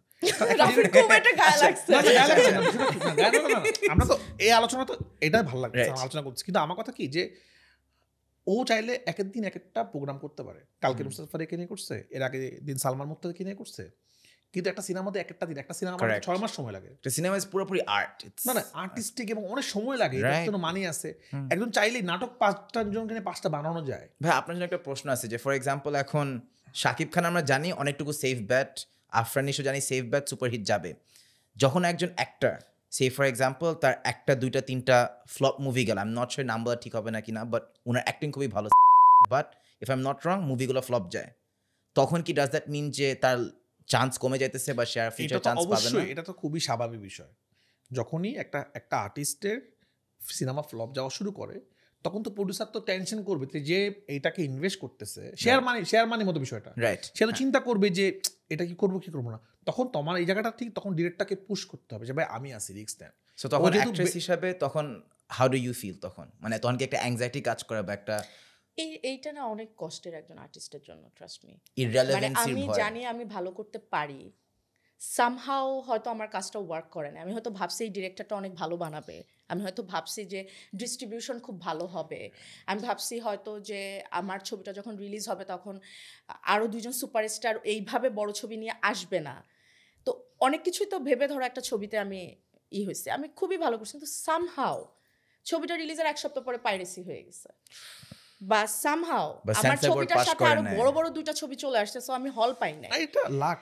তো এরকম অনেক কিছু হবে আমি তো জানি না, বাট এরকম আমার সাথে হয়েছে ধরো সামহাও 2টা 3টা, তখন না রাফি যত যাই বলুক, ইন্ডাস্ট্রি পরিচিত মুখগুলো না তখন অপরিচিত হয়ে যায়, রাফি যত যাই বলুক। না আমি যেটা বলছি অপরিচিত হয়ে যায়, আমি তো অস্বীকার করতেছি না, এটা তো হবেই, এটা আমার ক্ষেত্রে হবে। আমি পরাণের রায়হান রাফি আর তুফানের পর রায়হান রাফি এক, না আমাকে এখন টেনশন করতে হয় না আমি কে আমাকে প্রডিউস করবে, হ্যাঁ আমাকে একটু পানি Right. খাও। খুব স্বাভাবিক True, না। true, true. তমা এই যে আমি তুমি খাই না। সুরঙ্গর আগের তমা আর এখনকার তমা এক না, না এটা But- না তুমি বাট যখন আমি তুমি সেটা যখন স্বীকার আর্টিস্ট করি, না না এবং এটা আমার মধ্যেও স্টারডম আসে না, তোমাদের অনেকের মধ্যে আমি দেখি 1টা 2টা যাওয়ার পরে তোমাদের মধ্যে 1টা 2টা পাখা হয়ে যায়, তোমরা এইভাবে না আই থিঙ্ক ডিরেক্টর একটা গড কমপ্লেক্স আছে, উড ইউ এগ্রি? ডিরেক্টর তো কাইন্ড অফ এরকমই, কারণ যে বানাচ্ছে জিনিসটা, রাইট, কারণ এটা হচ্ছে আপনার ইউনিভার্স, আপনার না, না, ক্যারেক্টারস, না, না, বিষয়টা এরকম না, বিষয়টা কি দেখেন, আমার ড্রিম তো মানে আমি একটা সিনেমা আগে স্বপ্ন দেখি, রাইট, কথা বলি, সিনেমাটা অবশ্যই টিম ওয়ার্ক, একটা টিম ছাড়া সিনেমা একজন বানাতে পারে না, কিন্তু একটা ডিরেক্টর একটা সিনেমার স্বপ্ন দেখে প্রথমে, আগে সুরঙ্গটা তো মানুষ পরে দেখছে সিনেমা হলে, আগে তো আমাকে চোখ বন্ধ করে কল্পনাতে সিনেমাটা দেখতে হয়েছে যে আমি আসলে কি ভাবতেছি, এরপর আমি আর রাইটার মিলে লিখছি, এরপর প্রডিউসার খুঁজছি, এরপরে কাস্টিং করছি, এরপর লোকেশন খুঁজছি, এরপর শুটিং করছি, এরপর রিলিজ হয়েছে সিনেমাটা। আগে তো আমাকে দুষ্ট কুকিলটা মনে মনে ভাবতে হয়েছে যে আমি এইটা করবো, এই ওয়ান টেকটা করবো, তো এটা তো সারা পৃথিবীব্যাপী। ডিরেক্টরকে কেন এই ফিল্মের ক্যাপ্টেন অফ দ্য শিপ বলা হয়, যে ও যেদিকে নিবে সেদিকে জিনিসটা যাবে। এইবার বাকি টিমরা কি করে, ডিরেক্টরের ড্রিমটাকে ফুলফিল করে, এই ড্রিমে প্রডিউসার ইনভেস্ট করে, এই ড্রিমে আর্টিস্টরা অভিনয় করে। তো ডিরেক্টরের ড্রিম যত পরিষ্কার হবে, যত ইউনিক হবে, সিনেমা তত ইউনিক হবে। তো আলটিমেটলি কিন্তু আইডিয়াটাই মেইন, সারা পৃথিবী কিন্তু আইডিয়ার দাম সবচেয়ে বেশি। না, আইডিয়া মেইন না। তোমাদের বাংলাদেশে যদি একটা ছবি ফ্লপ যায়, তোমরা বলো সিয়ামের ছবি চলে নাই, সাকিব খানের ছবি চলে নাই, নিশোর ছবি চলে নাই, কেন বলবে রায়হান রাফির ছবি চলে নাই, ডিরেক্টরের ছবি চলে নাই। অবশ্যই বলে রায়হান রাফির ছবি চলে নাই, না, না চলে এটা বলবে। কম বলে। যখন এটা চলবে না তখন কথা, অবশ্যই বলবে। ইসের কথা বেশি I বলে, love her, আর্টিস্টের man. কথা বেশি বলে। Amazing. না এটা অবশ্যই বলবে, কেন বলবে না? এখন আমার যে ছিল সামনে কোনো একটা সিনেমা ফ্লপ যাওয়ার পর বুঝতে পারবো বলে কি বলে না। দামাল সময় বলছে আমার সব থেকে প্রিয় ছবি দামাল, যেটাতে সিয়াম এবং রাজ। True, দামাল কিন্তু আমি দেখছিলাম, দামাল হ্যাঁ, আমার সব থেকে প্রিয় ছবি, কিন্তু আমার যে অন্য অন্য সিনেমা ওগুলোর মতো যায় না। দামাল চলে নাই। দামাল চলছে কিন্তু আমার অন্য সিনেমা ওগুলোর মতো চলে না। মানুষের ধারণা কি রায়হান রাফির সিনেমাতে মেয়েরা কেন ভিলেন থাকে, মানে তুফান ইয়েতে ছিল, সুরঙ্গতে ছিল আর পরাণে ছিল। তা আমি কয়েকদিন বইতে গেছিলাম একটা প্রোগ্রামে, তখন বললাম যে আচ্ছা আমি যেসব দামালে কি ছিল, এন্ডিং সিন ছিল একটা মেয়ে যে মুক্তিযোদ্ধা, সে একজন রাজাকাকে কোবা মেরে ফেলতেছে। রাইট, মানুষ এটা ভালো লাগে নাই। মানুষ যে হাততালিটা দিছে সুরঙ্গতে ময়নাকে পুরানোর সময়, সেই হাততালিটা তখন দেয় বাংলাদেশের অডিয়েন্সের সাইকোলজি খুবই ইন্টারেস্টিং। তো এখন আমি কিন্তু তখন চেষ্টা করছি, এখন আমি স্বাভাবিক বিষয় এই দুজনকে নিয়ে আমি একটা তুফান বানাতে গেলে প্রডিউসার আমাকে প্রশ্ন করবে যে কারণ, এবং ইভেন আমাকেও কিন্তু এখন মানুষ বলে যে দামাল বানানোর দরকার নেই ভাই, এটা তো হবেই। এটা কিন্তু দেখো আমি যখন সিনেমা বানাতে আসছি আমাকে এটা মেনে নিতে হবে। আপনি বিজনেস সাইডটা মেনে নিছেন, এটা মেনে নিতে হবে, না না এটা না মেনে নেওয়ার আর্গু করা কিছু নাই। কিন্তু বেশিরভাগ ডিরেক্টর এটা মেনে নেয় না, কিন্তু মানে যাদের সাথে টক ওরা হচ্ছে না, মানে বিজনেস পর আগে হচ্ছে না না না আমি আবার বলি, একটা সিনেমা শুধু বিজনেস দিয়ে তো সুরঙ্গ হবে না। শুধু বিজনেস চিন্তা করলে তো মানে আগের যে কমার্শিয়াল সিনেমা সেরকম কমার্শিয়াল, বিজনেসটাকে মেনে নিতে হবে। মেনে নিয়ে এটার মধ্যেই আমাকে, সিনেমা তো আর্ট ছাড়া হবে না, আর্ট এবং কমার্শিয়ালের মিক্স হলো সিনেমা, কথাটা বুঝতে হবে। আর্ট এবং কমার্শিয়াল যখন মিক্স হয় সেটাই সিনেমা হয়। শুধু কমার্শিয়াল, শুধু 5টা গান থাকলে কি সিনেমা হিট হবে? হবে না। আইডিয়া থাকতে হবে। আজকে আমার সুরঙ্গ মানুষ কেন দেখছে? এটাতে গল্প ছিল। আজকে তুফান মানুষ কেন দেখছে? এটাতে গল্প ছিল। এটাতে শুধু কি দুষ্ট কোকিল, শুধু কি লাগে উঠাতো ওরা, তাহলে তো সিনেমা হতো না। সব কিছুই লাগবে। আমি যেটা বলতে চাচ্ছি, আমি কি মাথায় রাখি যে আমাকে বিজনেসটাকে চিন্তা করতে হবে যে আমি কীভাবে টাকাটা রিকভার করবো। কখনো হল থেকে এটা হবে, কখনো ওটিটি থেকে হবে, কারণ এখানে তো একটা মানুষ ইনভেস্ট করতেছে, তাকে তো আমাকে রিটার্ন করতে হবে, এটাকে মেনে নিতে হবে। আমি এর বাইরেও তোমাকে যেই কাজটা নিয়ে আমরা আজকে আসলাম, আমলনামা আমার যেটা বা অমীমাংসিত, যেটা তোমার প্রশ্ন ছিল, এগুলো আমি আমার মনে ক্ষুধার থেকে বলি। আমি জানি, আমি কিন্তু জানতাম এটা ব্যান্ড হয়ে যাবে, কারণ বাংলাদেশে এই সেন্সিটিভ জিনিস রিলিজ করতে দিবে না। আমি তো আমার কথা যে আমি খুবই ওই জিনিসটা চিন্তা করি যে আমাকে সিনেমা বানালে এরকম বানাতে হবে, ওটিটি বানালে এরকম বানাতে হবে, এটা খুবই সিম্পল। মানে আমলনামাটা নিয়ে একটু কথা বলো, যেহেতু আমরা একসাথে একটা কাজ ওখানে হচ্ছে আপনার বিজনেস সেন্স। আমি প্রথম একদম ক্লিয়ারলি আই স যখন সুরঙ্গের শেষে আইটেম সং জিনিসটা দেখলাম, যেটা আমরা প্রায় বলিউডে দেখতে পারি বা বাংলাদেশে অন অ্যান্ড অফ দি দেখি, বাট ব্লকবাস্টার ফিল্মে ওইভাবে করে কখনো দেখতে পাই না। What was the thinking behind that, যে আমি একটা আইটেম সং নিয়ে আসবো? টাকা যে ইয়েস, নুসরাত ফারিয়ার যে আইটেম সংটা ছিল। আমার কাছে আমি সবসময় আপডেটেড থাকতে চেষ্টা করি যে পৃথিবীর মানুষ কীভাবে কী চাচ্ছে, ইয়াংরা কী চাচ্ছে, এখনকার জেনারেশন কী চাচ্ছে। আমি যখন একটা সিন লিখি, আমি প্রথমে চিন্তা করি যে এই সিনটা আমি যখন হলে গিয়ে দেখবো, আমি কি এনজয় করবো? না, আমার ভালো লাগতেছে না, তাই মানুষের ভালো লাগবে না। এবং এখন কিন্তু মানুষের অনেক চেঞ্জ হয়ে গেছে। একটা সময় মানুষ হাতে ফোন ছিল না, ইউটিউব ছিল না, মানুষ টিভিতে অনেক কিছু দেখতো। এখন একটু পাবো মানুষ নোটিফিকেশন দেখে, যে আমরা 2 ঘন্টা প্রোগ্রাম করতেছি, আমাদের কিন্তু হাতে ফোন ধরতেছি না, কারণ প্রোগ্রামের জন্য রেকর্ড হচ্ছে। নর্মাল কিন্তু আমরা একটু পাবো নোটিফিকেশন চেক করি। এই যে মানুষকে ইয়েটা ধরে রাখতে হবে, মানে পর্দায় মানুষকে আগ্রহটা ধরে রাখতে হবে, সেটার জন্য দিন দিন আমাকে আপডেট হতে হচ্ছে। তো সেখান থেকে আমার মনে হয়েছে যে না, যেহেতু গল্পটা একটু ডিফারেন্ট, আমরা একটা কল্পনাতে এটা রাখতে পারি, এই গল্প ডিমান্ড করে এবং অডিয়েন্স এনজয় করবে, এভাবে রাখা।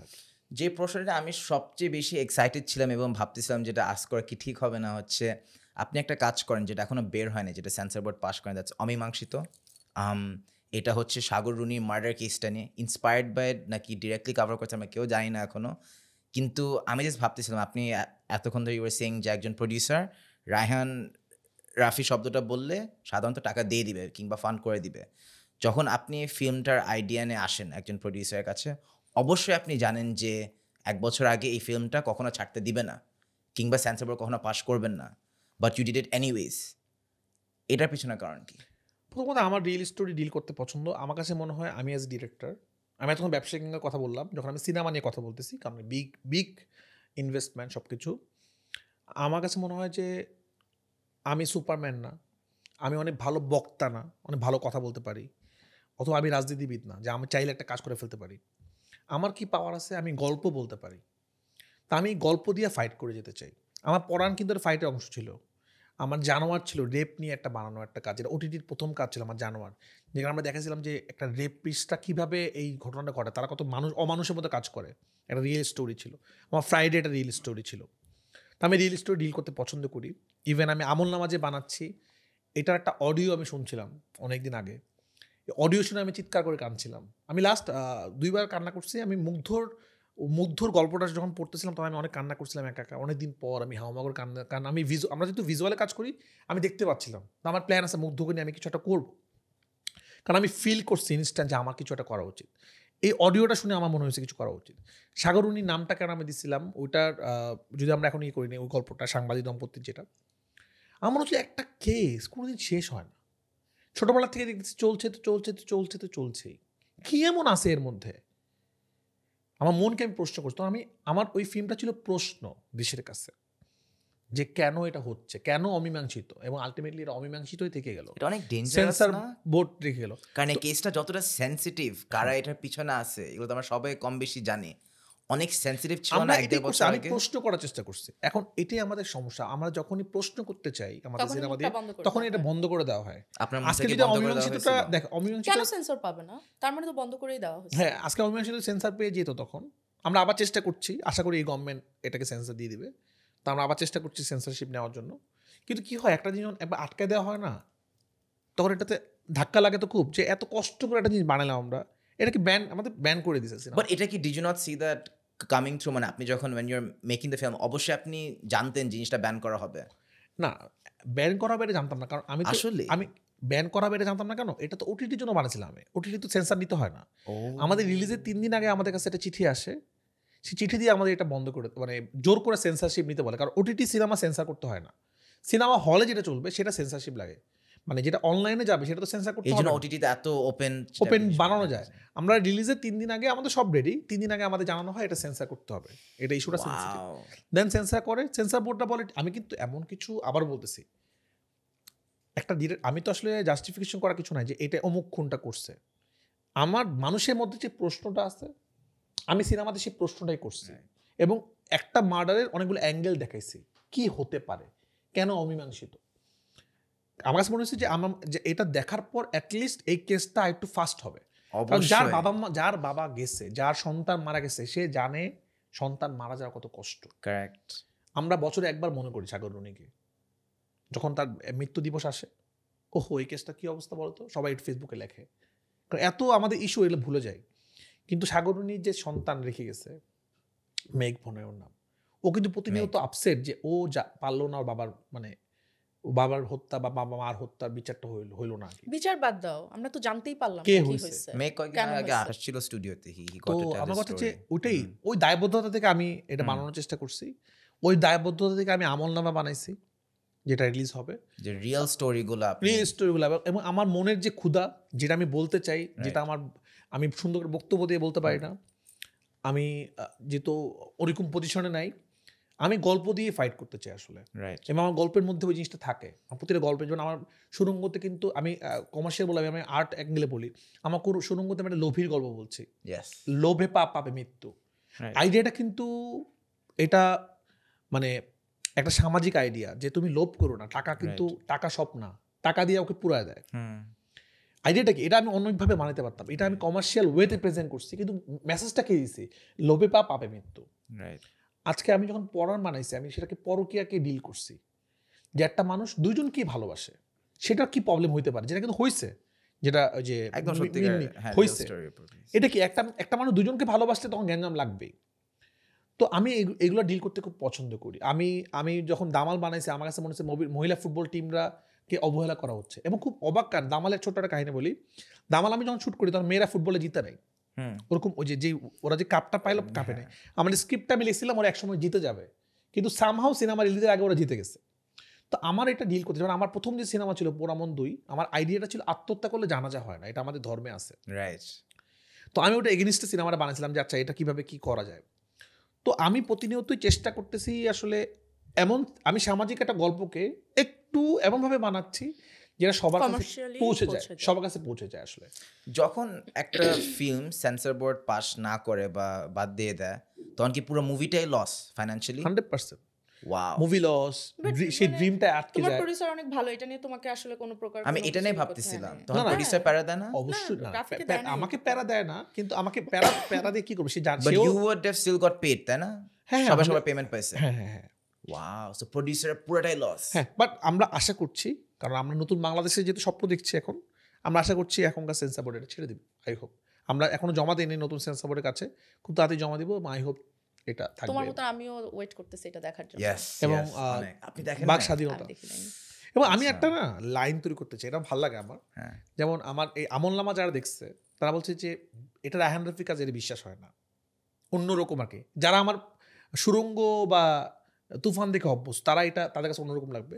তো এই চ্যালেঞ্জটা আমার কাছে খুবই মজা লাগে যে আমার দুইটা সত্তা আছে, আমি একটা তুফানও বানাতে পারি, আমি একটা অনিয়ন্ত্রিত বানাতে পারি, আমি একটা খাঁচাবিত অচিন পাখিও বানাতে পারি। বিউটিফুল। Sorry. তো আমার মনে হয় এটা আমি চাই জীবনে, সারা জীবন। এবং আমি একটা সময় আমি এটা করতে চাই যে আমি একটা অমীমাংসিত এক সময় সিনেমা হলে কমার্শিয়ালি মুক্তি দিব এবং এটা হিট হবে। ইনশাআল্লাহ। এই জায়গাটাকে আস্তে আস্তে, আমি প্রথমেই এটা করলে হবে না, আস্তে আস্তে এই জায়গা আজকে ওপিনিয়নের এত সুপার ডুপার হিট কেন? এটা যদি ওই ডিরেক্টরের প্রথম সিনেমা হইতো, এটা হইতো না, কিন্তু কেউ বুঝিয়ে নেই সিনেমা কিছু। রাইট, এখন কেন দেখতেছে শালা ডিরেক্টর কি করছে দেখি, ইয়া, ও এটা বিশ্বাস করাইছে মানুষকে। 3.5 ঘন্টার একটা সিনেমা মানুষ পাগল হয়ে হলে দেখছে, এটা কিন্তু বোরিং সিনেমা, কিন্তু ও আসলে কি করছে এটা দেখার জন্য মানুষ গেছে। তো আমার নাম যখন ওরকম জায়গায় চলে যাবে, আরও বেশি মানুষ জানবে, রায়হান রাফিকে মানুষ আরও বিলিভ করবে, তখন ইনশাল্লাহ এমন সিনেমা বানাবো, মানে একটা অন্য ধরনের সিনেমা বানাবো যেটা মানুষ হলে দেখবে এবং ইন্ডাস্ট্রি চেঞ্জ হবে ইনশাল্লাহ। অডিয়েন্সকে বলা যাবে এই ঈদে আপনাদের কি কি কাজ তারা দেখতে পাবে?